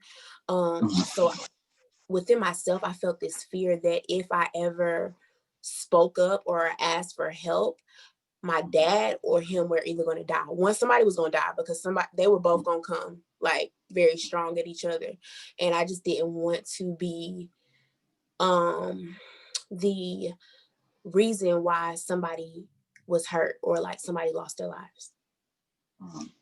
So I was just, and with him, he would threaten me with my family. Like it would be times where I would be like out with my friends or I wanted to do something and he didn't want me to be there. So like I remember this one specific time, he literally, I was out, he called me, he was like, hey, where you at? I'm at your house. And I'm just like, I'm not there. Like I'm hanging out with my friends. And he was like, come home or come to your house now. And I was just like, no. So he literally knocked on my grandma's door. My grandma loved him at the time. Like she didn't know anything was going on. She just viewed him as a sweet young man. And he was literally like, your grandma's on the phone. So you need to come home or else. Like he was giving it as a threatening way to me. And then he literally put her on the phone. So I have all this fear built up because I know how he is with me. And I had this fear of like, anybody else being drugged into my situation. Wow. With him, did it start verbally first, or did it go straight to physical abuse with him? No, it started verbally. It was verbally. It started with jokes, then it started to like demeaning, and then it just continued to evolve. Did you ever have thoughts of leaving him during the relationship, or were afraid to? Yes, like literally the reason why everything happened that day is because I was like, I'm not doing this anymore. Like I'm done. I'm not doing this anymore. I wanted to leave him so bad, but I was so scared of what might happen. And then when I did leave, this is what happened. So to kind of just dig into what happened that day, you left him, you moved out, living somewhere else, and I believe that I read in the article that he broke into a window. Yeah, so the way that, and this was at my grandmother's house at the time, the way that it was set up is like, you walk in, the door had like a big mirror, I mean, not a mirror, but a window on it. And he used the gun and he busted into the glass. Like he was trying to pull open the door naturally and he couldn't jerk it open. So he used the gun and he busted in the glass. And then he unlocked the door and then he opened it up. And then, okay, so I had like, as soon as you walk in, if you turn to your left, it's like my room, but I had like a slide door. So, like I was just trying to like close the door. Like I wasn't really thinking, I was just trying to like, I don't know, I was just reacting. So I was just like trying to close the door and he's like busting it down. Like I said, he was a very strong guy. So he just like busting it down. And then we had a conversation, rewind back, we had a conversation before that. And rewind back even further than that, when we initially broke up, because we had been broke up for maybe like 3 weeks at this point, he had came over maybe 3 weeks before and just showed up in my house. He was like, "Where?" Like, I'm outside, and I was like, "Oh, you can't come in because nobody knows that you're coming over." So as soon as I opened the door, because I was going to go outside and just talk to him, and this is while we were still together, he walks in. As soon as I open the door, he walks in past me, doesn't say anything to me, goes in my room and gets my phone. And he looks at my phone and he sees that his number is deleted out of my phone. Cause I was just tired of him threatening and doing the stuff that he was doing. So I was just trying to wean myself out of the relationship. So when that happened, like immediately he came back out and he always had this look on his face. And I just knew, like, I would know when he was about to get physical because of this look that he would have on his face. And like he punched me, and the way the house was set up, it was like a little rail there. And I literally flipped over the rail because that's how hard he hit me. I fell in the bushes. Like I couldn't even, like my head was just throbbing. Like it was just like, I felt like I could tell like it was a serious like cut in my lip. The inside of my lip was like literally split. So that day, that was my first time recording the incident. And the police were called out. he had a restraining order put out against him, but also a warrant out for his arrest. And they were like saying, okay, you can't be talking to him and stuff like that. And I mean, yeah, it sounds nice, don't talk to him, but I was literally so scared of what he would do, like if I didn't. So although I thought I was taking the proper precautions to stop slowly talking to him, I was still communicating with him because I was scared to just like stop completely because I didn't know how he would react. So fast forward to this time, when I saw him, before he even busted in the door and stuff like that, when I saw him, like I knew he was coming. Like after the conversation we had, because he was like, you just have a man who like will do anything for you and you just don't want me and all this other stuff. And I was just like, I'm just tired. Like I can't do this. Like I can't do this with you no more. And I just knew he was on his way. Like I knew it. But I also knew if he showed up, it was not going to be no we're talking type situation. Like it was going to be a situation. So right before he broke in the house, it had to be God. I stood up and I looked like out my window in my room and I could see his pants. Like, I mean, I could see his shoes. Like he had on some Nike black socks and some Barclays. And I just saw that and I was just like, oh my goodness, like I was scared. So like I said, I heard him busting through the window. He unlocked the door. I'm pushing the door like in front of him and he's like literally busting it down with all his might. And then, like I said, he maybe 2 feet away from me, if that, pulled the gun out and like pulled it literally like headshot. He was not far away from me at all and pulled the trigger. So, after that happened, I just like rushing him, fighting him for the gun. The first time he shot me, it was in my shoulder. And I was just like my adrenaline was so high, but like it was a pain that I can't even explain, but I still had some fight in me. The second time I ran into this room and I don't know, I ran into this room and the second time he shot me, I just seen my blood like splatter all over the wall. Like, just like all over the wall. And it was hard for me to breathe because where he shot me the second time, it nipped my liver, it went through my lungs and it broke my ribs. So when it said I was asking for water, it's because I thought I needed water, but I just couldn't breathe. Like I just knew I didn't know what I needed, but my lungs were filling up with blood. So I saw my blood splatter all over the wall. And then I turned over and I looked at him and literally, because he was in so much rage, it was like literally I could see him snap out of it. By the time he snapped out of it though, it's like, it must've been like a blackout moment for him because he looked like he was scared himself. Like he knew he had taken it too far this time. He knew that it was no returning back. Like this wasn't just me hitting her this time. Like I can't return back from this. And then I actually witnessed him and I saw him with our eyes locked on each other commit suicide. So, yeah. Wow. It's a blessing that you're even here. I mean, something like that should never happen to anybody. Right. It really, really shouldn't. And you're here for a reason. But obviously, it wasn't your time, but it's, excuse me. I've always had a theory that we're not here for us. Right. We're here to help others. And I think that what you went through, the reason that you survived is because your story is going to help someone else. It's going to help others. I don't know how you survived that. I mean, just the trauma of dealing with abuse growing up, the trauma of being in an emotionally and physically violent relationship, and then, being shot, and then the trauma again of seeing someone who I assumed that at some point you still loved. You probably still had love for him somewhere, even after the relationship, and to see him end his own life. I can only imagine. Well, I can't imagine how difficult that was. Did you ever go to therapy after that? or try to get some type of help? I did. Okay. I feel like I was just so, it took me a long time to want to get help. I Sure. feel like I just lived with so much like in me.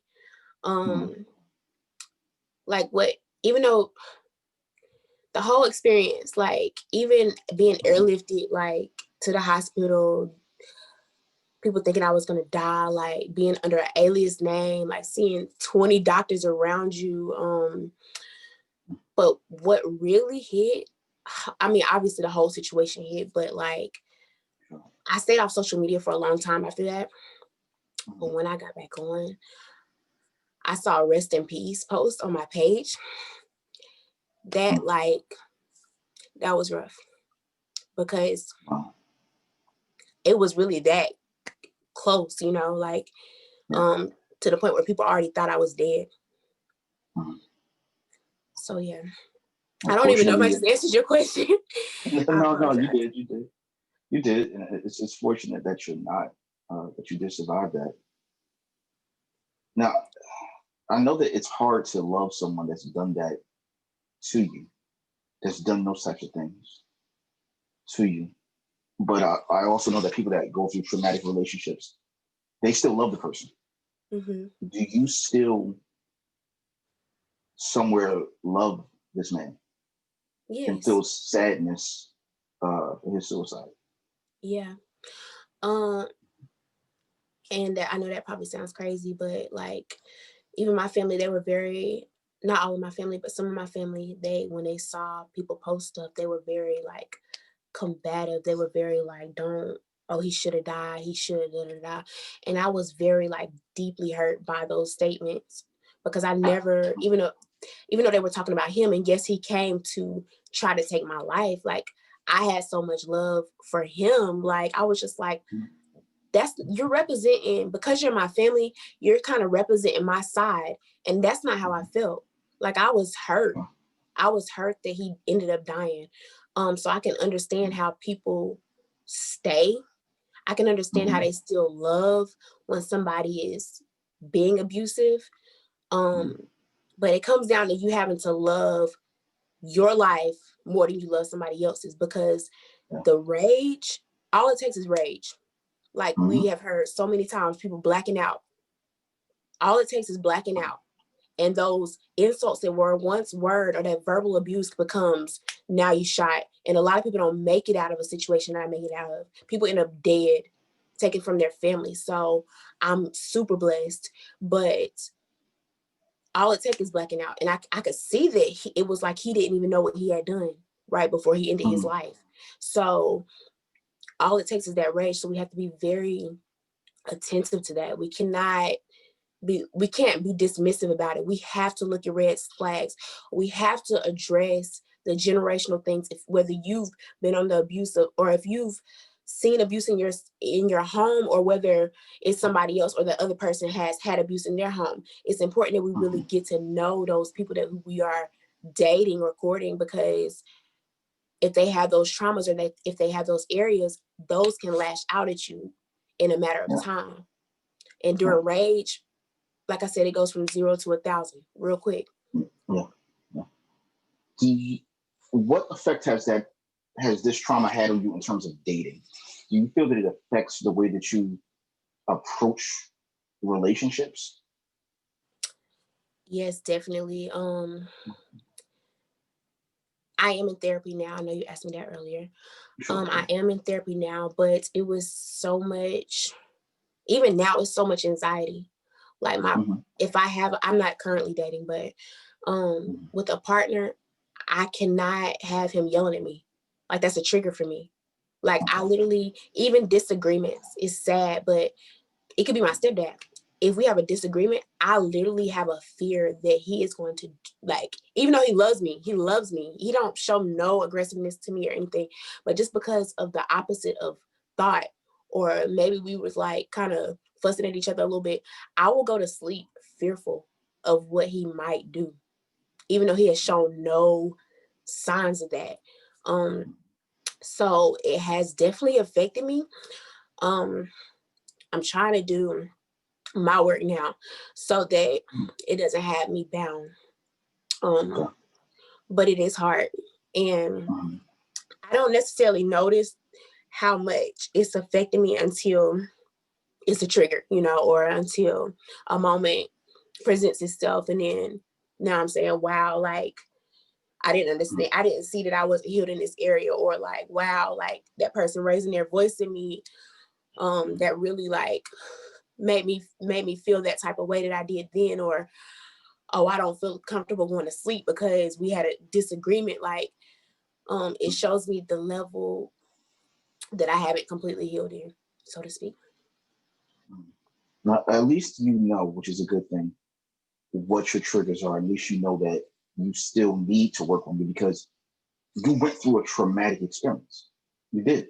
And there's those that are still going through it. I'm pretty sure there's people that are on here now or that will see this later that are still going through it. And you know, you're a beacon of strength right now. Just the fact that you were you're a beacon of strength with having survived it as a child.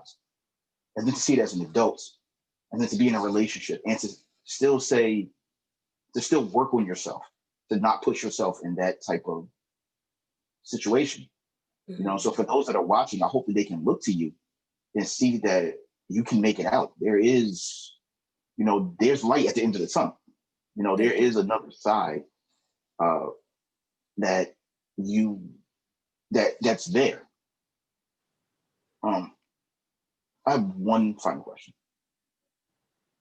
When it comes to dating, do you still look for men that have that, I guess, personality trait of your ex? No, I'm looking for the opposite. Okay. I feel like right now I'm kind of an extremist on the opposite end. So that's something, like I said, I still have to go through therapy with and work out, because I shouldn't be an extremist on that end. But I'm looking for the opposite, because especially I'm a mom, so I have a daughter. And because I've seen the importance of the generational thing of me seeing it, so I'm walking into it. By all means, I'm gonna make sure she never sees anything but healthy love, because if that ever knocks at her door, she will not identify with it. She'll be like, what is this? In the opposite way, in a very negative way. Like, I'm leaving this because I ain't never seen this growing up. Like, my child now, if people talk too loud, she's like the voice of reason. She's like, hold on, like, no, what's going on? Like, she'll start crying and stuff because she's not used to that. I don't expose her to that at all. So I'm very extreme on the things that are around my child, because and that's important, because I feel like my mom stayed because she was staying for me. And it's like, no, you need to leave because of me. You need to leave because of, we use kids as an excuse or as a way to stay, but it did so much more damage with her staying than it would have done if she would have just left. So I'm big on that with my child. Like, it's not just about me, it's about her too. So I have to make sure that I am protecting her by all means, but also protecting myself by being a good example, by only accepting healthy love. Wow. Yeah, definitely. And for those that are going through this, it's all right to leave. It's all right to go out there and get help. But some people may not know how to. There's a lot of safe havens, a lot of homes that you can reach out to. There are certain numbers that you can reach out to. Here's one right here. 1-800-799-SAFE. It's 7233. So there are places for you to go. There's therapy that's available to you. There's homes, housing, protection. There is help out there for you. You don't have to stay. You're not stuck. You're not. You don't have to be in a situation where you have to say, you know what? If I leave, I'm going to die. No. Because there's help out there. The rest of the world isn't like this. This is not normal what you're going through, which again, we tend to normalize it, especially if we saw it growing up. We normalize abuse. Abuse is not normal and abuse is not okay. And so, one second. There's actually something that Larita posted. There are safe havens where if you only have clothes on your back, they can help you. So, you know, I know that my mom used to work with a lot of these types of programs. They give you clothing, housing, stipends, furniture, you know, childcare. So I'm going to post that number up again. So in case anyone needs to save it, this is a national number. They'll connect you with your local agency that can help you. I do have information on New Jersey because there are specific numbers for New Jersey, but I know that we have people from around the country on here. So this is your main number to call, or you can text. You know, reach out. You know, if you have to call 911, you can now text 911. I believe every state in this country now. Call 911. Go to the police station. If you need somewhere to go, there is help out there for you. Again, you are not stuck. You're not stuck. So definitely please reach out, dial this number. For those that are in New Jersey, 1 second. They have trauma-focused cognitive behavioral therapy, legal services. So if anybody needs to screenshot this, please feel free to do so. They also have legal representation because, you know, restraining orders help, but you may need to get this person in jail. So there are legal services. Here's a few more numbers that you can dial. Confidential hotlines. You know, please, again, if you need to screenshot these, please do. And Larita posted dialing 311 is a good way to help. I believe that 311 is only available in New York City, but if you live in New York City, you can dial 311. And here is the last page. Again, this is for New Jersey. So feel free to screenshot this.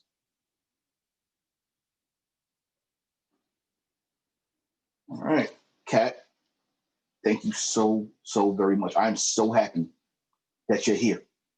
I'm happy that you survived this. You have no idea the impact that you and all of the guests here have had and will have on other people. You have no idea. So I really, really appreciate you for coming on. Thank you for having me.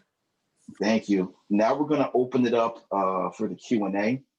For those of you that are new to the show, the way that we do the Q&A is you can do the hand raise feature.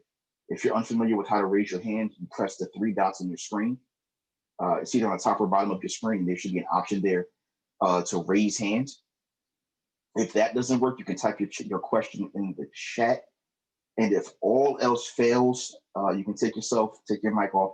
Let me know that you have a question or comment, and I'll let you ask your question or comment. Oh, wow, that was good. All right, Ty, how are you? Okay, I didn't realize I would be called on first. You were the first hand that went up. I just had like 2 questions. The first is for Joe. Do you regret not pressing charges? Because you know, do you regret not pressing charges, and do you believe that your ex is possibly doing that to others? And also I had a question for Kat as well. Good question. I never even thought about that really, Ty. That's a really good question.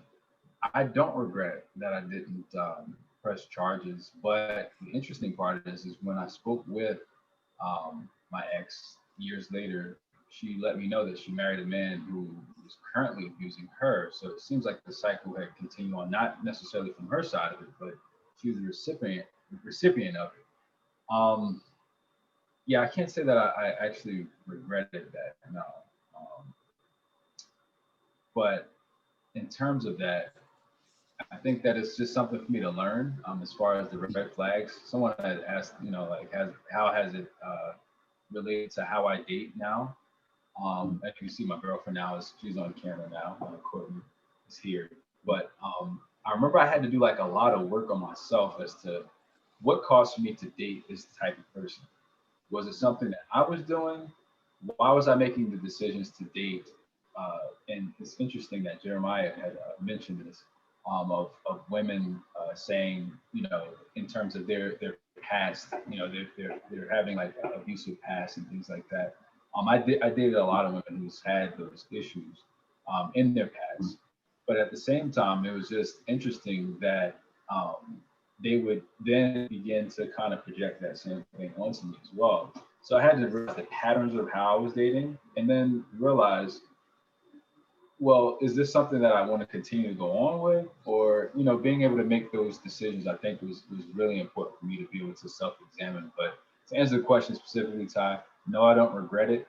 Um, but I feel like in that moment I made the right decision just based upon the reactions of the police officers. They looked like they were could have potentially made it a worse situation than it was had I went that route. But no, to answer your question, no, I don't regret that.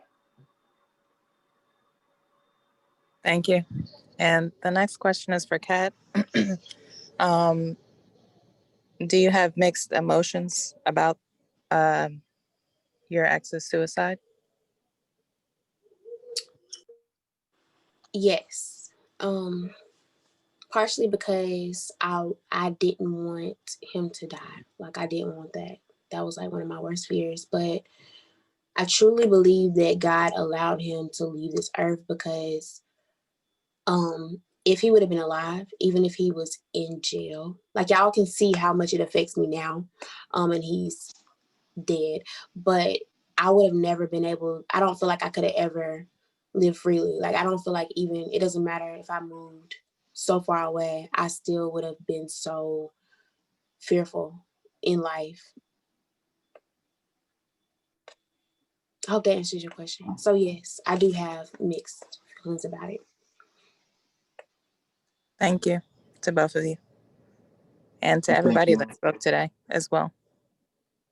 Thank you, Tom, for your Jeremiah and Larita. Thank you, Ty. Just as a heads up, Jeremiah is leaving in a couple of minutes, so he can't stay on the entire time. So if anyone has a question for him before he goes, please ask it now. Whether it be a question or comment for Jeremiah, please ask it now before we leave or before he leaves. Just checking. Hang on, I have a few screens to look through. Okay.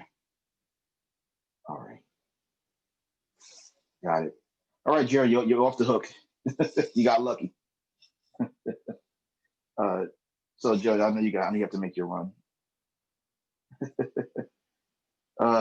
Jalen, did you have a question?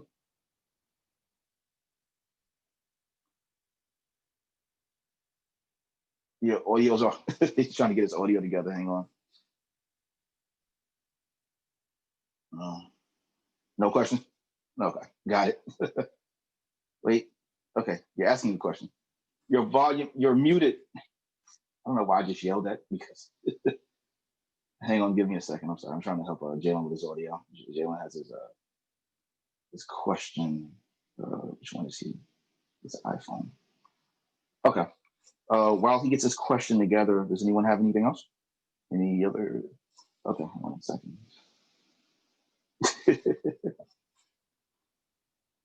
All right. Okay, so before we go, there's a couple of other events that I have to plug, but this topic is such a big topic. What I'm actually going to do is I'm going to let us talk about it offline. So once the show is over, I'm going to shut the cameras off. And if people want to talk to each other, or if they want to ask questions offline. Okay, here now. There we go. Now we got you back. Let me tell you, this phone is absolutely the worst phone I have ever. Oh, I hate it. Well, no, I actually don't have a question. I just want to say for everybody, you know, I was in and out.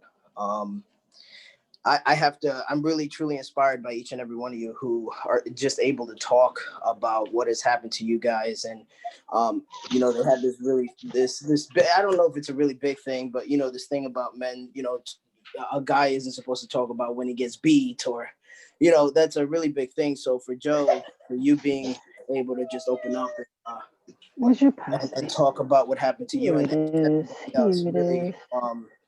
God bless you all for just opening up and telling us your story. And who is it? Kat, listen, I'm in awe of the person that you are becoming, because just going through what you went through, I couldn't imagine having to deal with that. I actually suffer from anxiety as well, but I'm getting it under control. But dealing with what you had to deal with is just, God bless you. You're obviously here for a purpose. You haven't fulfilled your purpose yet. I don't know what you believe in. I actually just found Papa about 2 years ago, and everybody's meant for something, and you all are here. You haven't fulfilled your purpose yet. So God bless you all, and thank you guys for sharing your story, especially with me. I'm kind of a stranger. I know that James and Joe and Larita, you all kind of know my story and everything, but hopefully one day we can all just have another Zoom and we'll all get to know each other a little bit better. So thank you very much for inviting me, James, and you all have a wonderful evening. Thank you. For those of you that haven't seen Jalen was actually on 2 of my episodes. Did an episode about depression and suicide. So please feel free to check it out. I'll post the link in the chat. Legend had a question. 1 second. All right. This is for all the guests. Do you feel that anything could have happened in these abusers' lives that could completely change their ways? So I don't know who wants to tackle that one first. I'll jump in first. Considering coming from the child in the household, the type of narcissistic personality and controlling, manipulative person that he was, I don't think that he, in his insecurity of wanting to control us in the abusive ways that he did, I don't think there's anything that would have changed how he was, especially knowing that he made my mother terminal, you know what I mean? Because of his extra escapades. It's in, I've written about it and I've spoken about it publicly. I have some family that's not happy about it, but it's my mother, she's not here on this earth because she died of HIV/AIDS because of my stepfather. He, in his personality, felt that once he could control her, knowing that she wouldn't leave because she felt unwanted and unlovable, yet I don't think anything about his personality would have changed how he was. He was just the way he was. Who wanted to tackle it? Well, thanks, Larita. Who wanted to tackle it next? Joe, go ahead. I'll go next. I think that, even after the times, like I said, I avoided the conversation with my ex for years. It was about 4 years to be exact. But I remember when we spoke, I realized that the change was really recognizing the negative patterns that she had experienced growing up. So I think that, for her being able to, I don't know if she was in therapy at the time or she just had time to reflect about it, but it seems like she was on a path to recognizing those changes, even though she was married to somebody who was, to her, for her words, was being abusive. Maybe she was, I haven't kept up with her after that conversation, but maybe she was able to, go through a rehabilitative process through therapy or some other methods. But it seems like that was the shift that she needed for her to look back in her life to see, some of the things that she experienced that caused her to act that way. So it seems like she was already on that path when I spoke with her. Okay. Thanks, Joe. Kat? For me, I feel like, yes, people can change. I feel like it will take a lot of God and really submitting those things to God. And then also with therapy, I feel like people can change. So heavy on the God and also heavy on the therapy. I feel like, yes, people can make those necessary changes. Wow. Okay. Yeah, I'm looking out. There's so many people thanking you. I'm looking through all the chats. So many people just thanking you and praising you all for even coming on here. This was a heavy topic that I felt needed to be covered.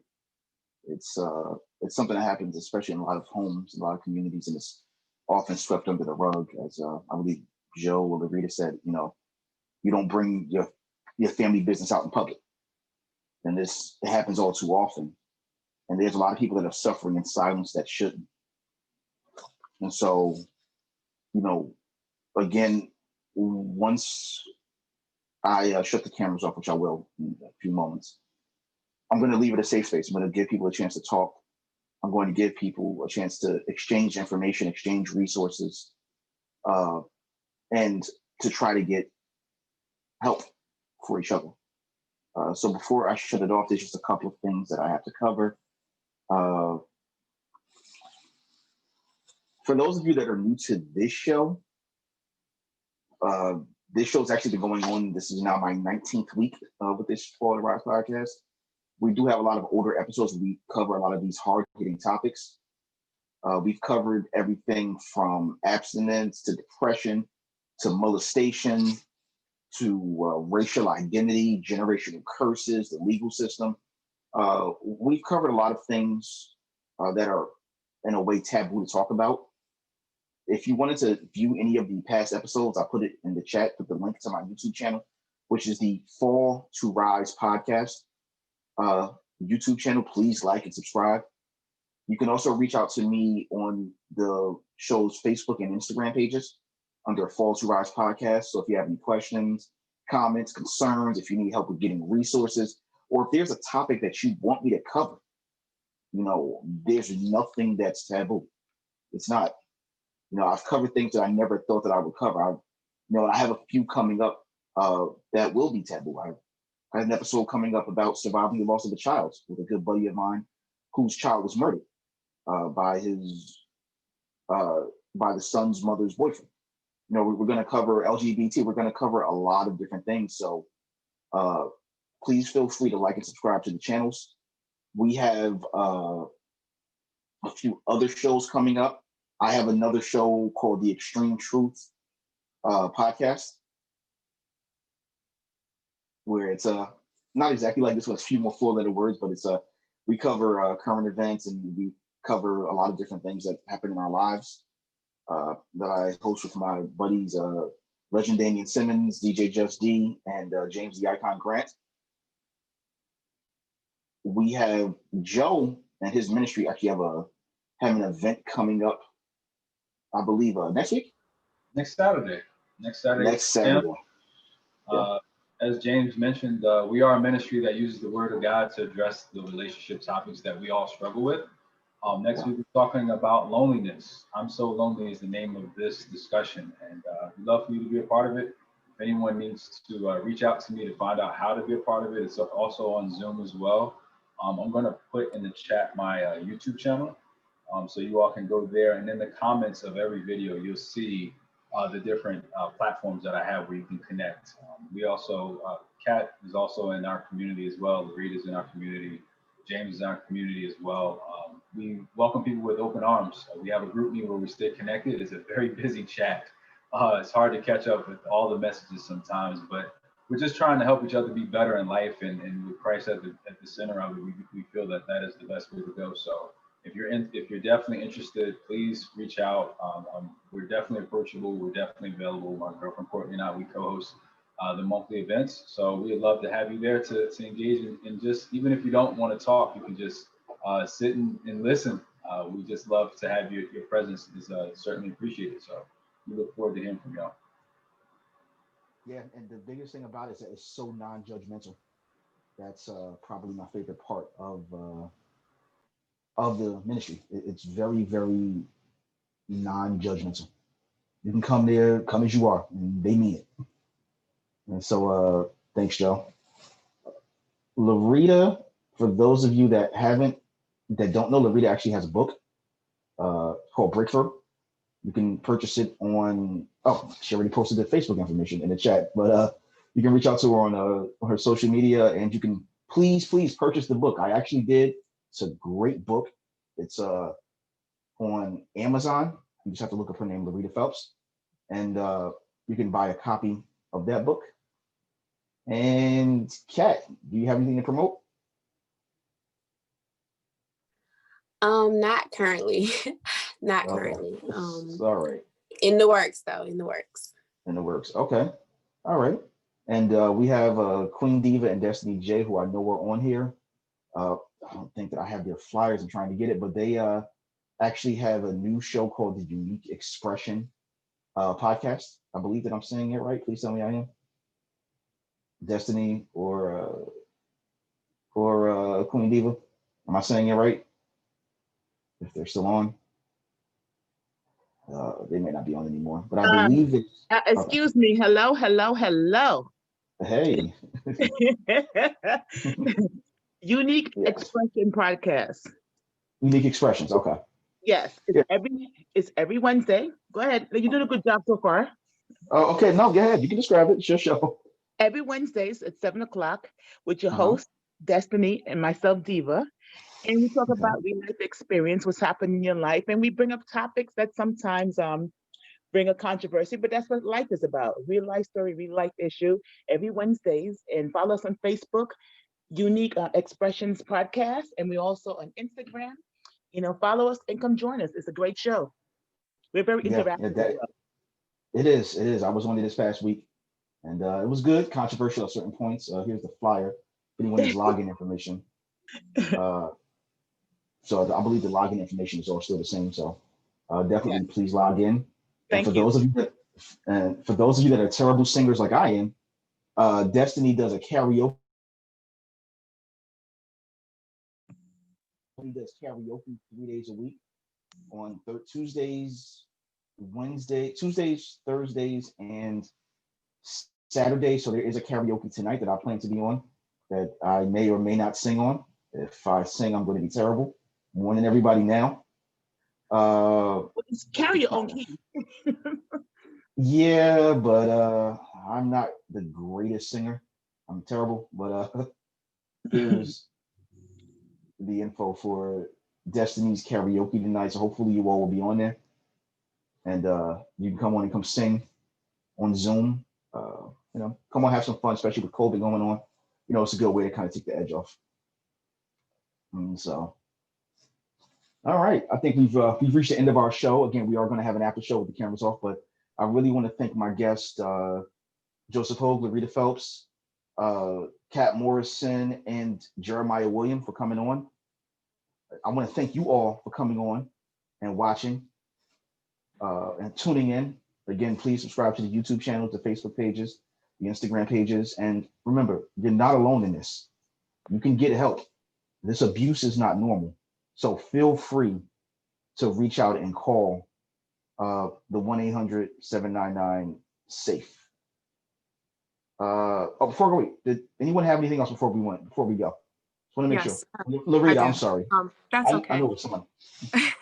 I just want you guys to just be aware, be vigilant about your friends who seem too strong per se, because those strong friends a lot of the times are the weakest ones or the most hurt ones, and they just need someone to be just as strong for them as they are for other people. So be willing to be an ear, if nothing more, when they do give you those signs that they need your help. If you could just get them and get them somewhere safe, to get them out of a situation, be willing, please be willing to just help them and just to be that that strength that they're going to need at that time. Definitely. And I forgot to mention, Larita and Jalen have a podcast that are coming out that I'm actually going to be producing. I know I wear a million hats, but called Phoenix Breakthrough. We'll definitely have some information about that coming up real soon. All right. Well, thank you all and have a good night.